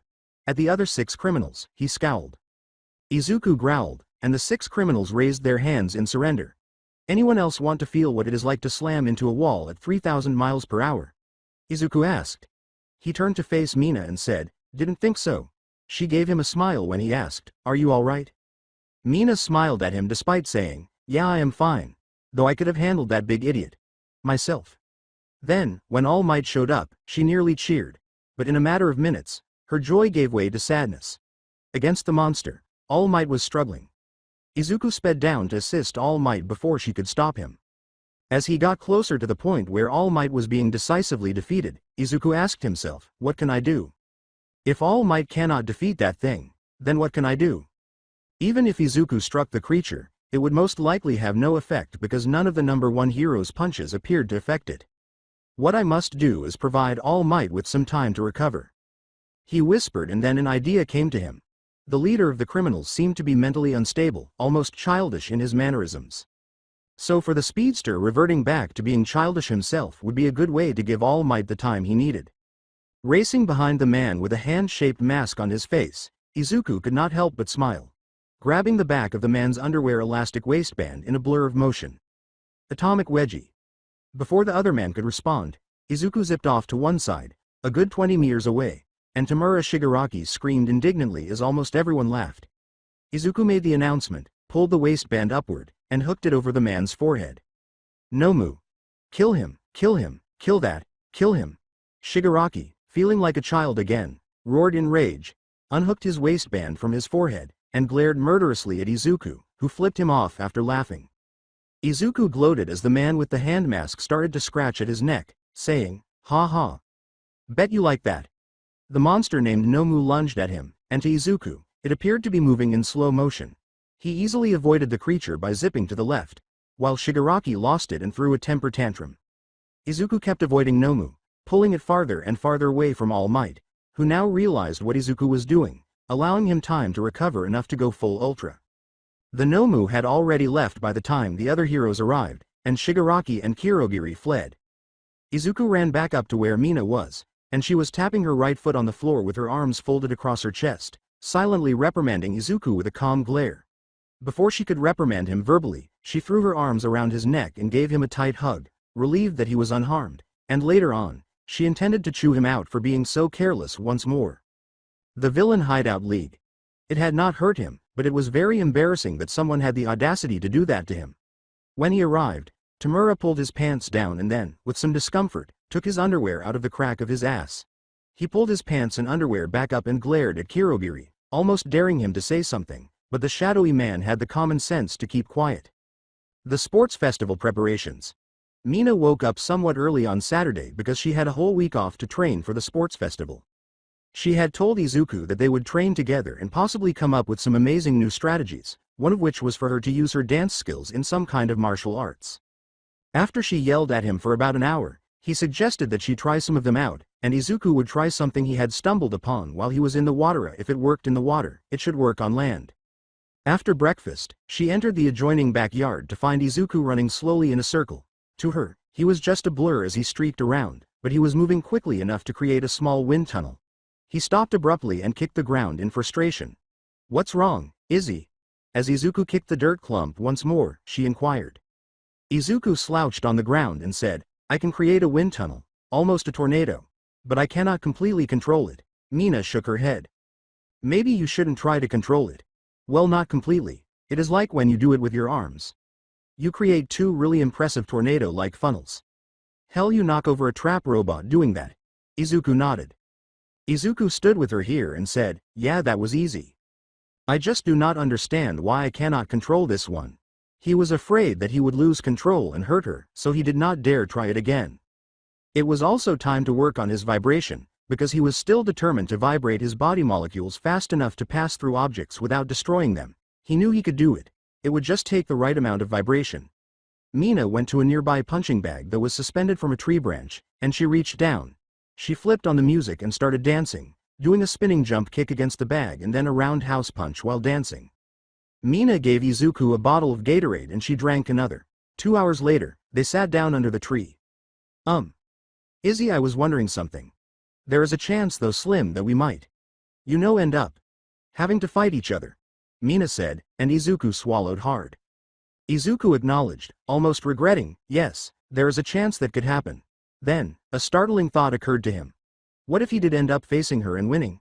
How could he deal with her later? To let you know, I fully plan on going all out against you, so don't you dare try to take it easy on me and let me win. If you do, I will kick your ass. Mina smirked and said, Izzy, I want you to do your best. Not hold back just because. Just because we are together. He laughed. Do you not believe that I could? Offended, she asked, and he shook his head. Izuku hurriedly said, no, not at all. Mina grinned again and got to her feet, slapping her knees with her hands. Well, we both took a long enough break. Let's get back to work. Mina changed the song and started dancing again, and Izuku watched her for a few minutes, thoroughly enjoying the performance. Mina took Sunday off to relax, so she stayed up past 10 a.m. and went downstairs for brunch with a stretching yawn. Her entire body was stiff and sore from all the dance fighting she had done the day before, so she just wanted to relax and maybe spend the day with her boyfriend, which didn't involve much exercise. As she ate, she took out her cell phone and sent him a message saying that she was coming over as soon as she changed out of her pajamas, to which he promptly replied with a thumbs up emoji. It took her only a minute to walk from her house to his, and once inside, Inko insisted that she stay for lunch, which was an hour later. She sat down next to him, and he pulled up the list of saved shows. Look, last night at 3 a.m. they had the second episode of Monster Girl Doctor. Want to watch it? Mina nodded enthusiastically when he asked her. The Mermaid of the Waterways, the Flesh Golem who hate doctors, the Lamia with the incurable disease, and the Centaur with a sprain are all available to watch on YouTube if you're interested. Mina put it on, took Izuku's left arm and placed it over her shoulders, then reached over and took his right hand in hers, putting her fingers in his and stroking his fingers with her thumb. She then leaned her head against him, and as the next episode started, they both chuckled. Okay. Well, that was. How can Dr. Glenn be so clueless? I mean, Sapphire is almost telling him that she is in love with him and wants him. But he seems not to even realize it, Izuku said, and Mina chuckled. Mina said to him, actually boys in general are usually clueless. Izuku furrowed his forehead. What are you saying? Izuku said, I quickly realized that you liked me that way, to which Mina laughed once more. Or is it another student in the class who is acting cluelessly? Mina gave him a sly smile before nodding in response to his question. Izuku became very interested when Mina said, yep. I'm not saying who it is and who that person is smitten. Though I can tell you that you would be surprised about who it is and who that someone likes. Mina gave Izuku a disgusted look when he asked, just tell me that it is not Yaoyorozu and that she likes Mineta. No, not at all. Actually, she isn't even in Volvita, that's all I have to say. Mina told him, so let's watch something else and just relax. She grinned, thinking it was funny who it was, and she had noticed it quickly, even though the other girls hadn't. In fact, she suspected that even the girl she had been watching knew, because she had been so covert and secretive that no one would ever notice unless you really looked. Now, what would you like to watch? Izuku said, I do have the first 12 episodes of Season 2 of One Punch Man on the recorded saved list. Mina took the remote from him and went through the entire season, playing each episode one after the other. They both discovered that they enjoyed the show and thought it was very funny. When the first rumble of thunder started, Mina grabbed her cell phone and texted Izuku, do you think your mom would mind if I come over and stayed until morning? Mina spent Monday evening slumping under the spray in her shower after spending the day with Izuku on physical fitness. She was exhausted after drying off and putting on her pajama shorts and shirt. She went downstairs into the kitchen, which was empty because her parents were gone for the next 2 days, so she was alone. She texted him, and a few minutes later, he responded. Come on over, Mom says, I said. Izuku responded, we'll make up the guest room so you can stay the night. Mina left through the back door and entered the other house just before it started to rain. joining the two Midoriyas in the kitchen as the elder woman was preparing dinner. Later, while the storm was still going on outside, Mina laid on the bed in the guest room. It was close to 10 o'clock, and she knew that Inko was probably asleep in bed. With a quick breath, Mina got out of bed and crept into Izuku's room, where he was sound asleep. She bit her lower lip and grabbed his sheet, moving it upwards and placing her head on the left side of his shirt-covered chest. This startled him awake, and he stared at her in complete awe. "What are you doing?" She wrapped her right arm around him as he asked. Mina said to him, scared. "Need to cuddle. Need you to hold me." So she decided to reassure him, saying, "No, we are not going to. You know. I just want to sleep with you tonight." He swallowed hard, then put his arms around her and gave her a tight hug. "Love you," she smiled. Izuku said nervously, "Love you too." Although he enjoyed holding Mina, he was a little concerned about what would happen if his mother discovered them in bed together. These worries vanished when he looked down at Mina again and saw that she had fallen asleep. He tried not to think about her breasts, which were still pressed against him, or the fact that occasionally she gyrated her hips on his thigh, as these sensations caused his entire body to react and make something stand out. "Down, boy. Down," he muttered, concentrating on things that would suppress his teenage hormones and lower his 21 digit, such as Whoopi Goldberg nude or another elderly actress with the sex appeal of a gorilla. Slowly but surely he was able to relax and regain control of his primal urges, and it took him another hour to fall back to sleep.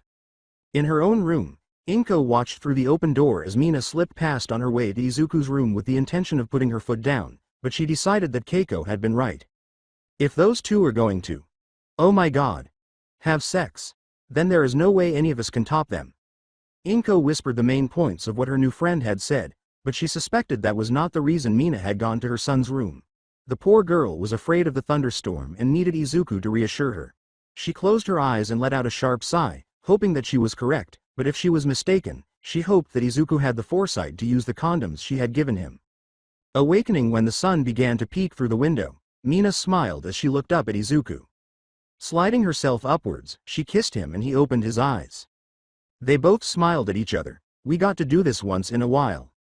I like this a lot," she said as she kissed him again, licking his bottom lip as she inserted her tongue into his mouth. He moved his hands up and down her back, then with some bravery moved his right hand down and placed it on her right cheek, gently rubbing her ass, causing her to moan delightfully. She pushed her lower region against his thigh and again moaned with delight, this time in his mouth.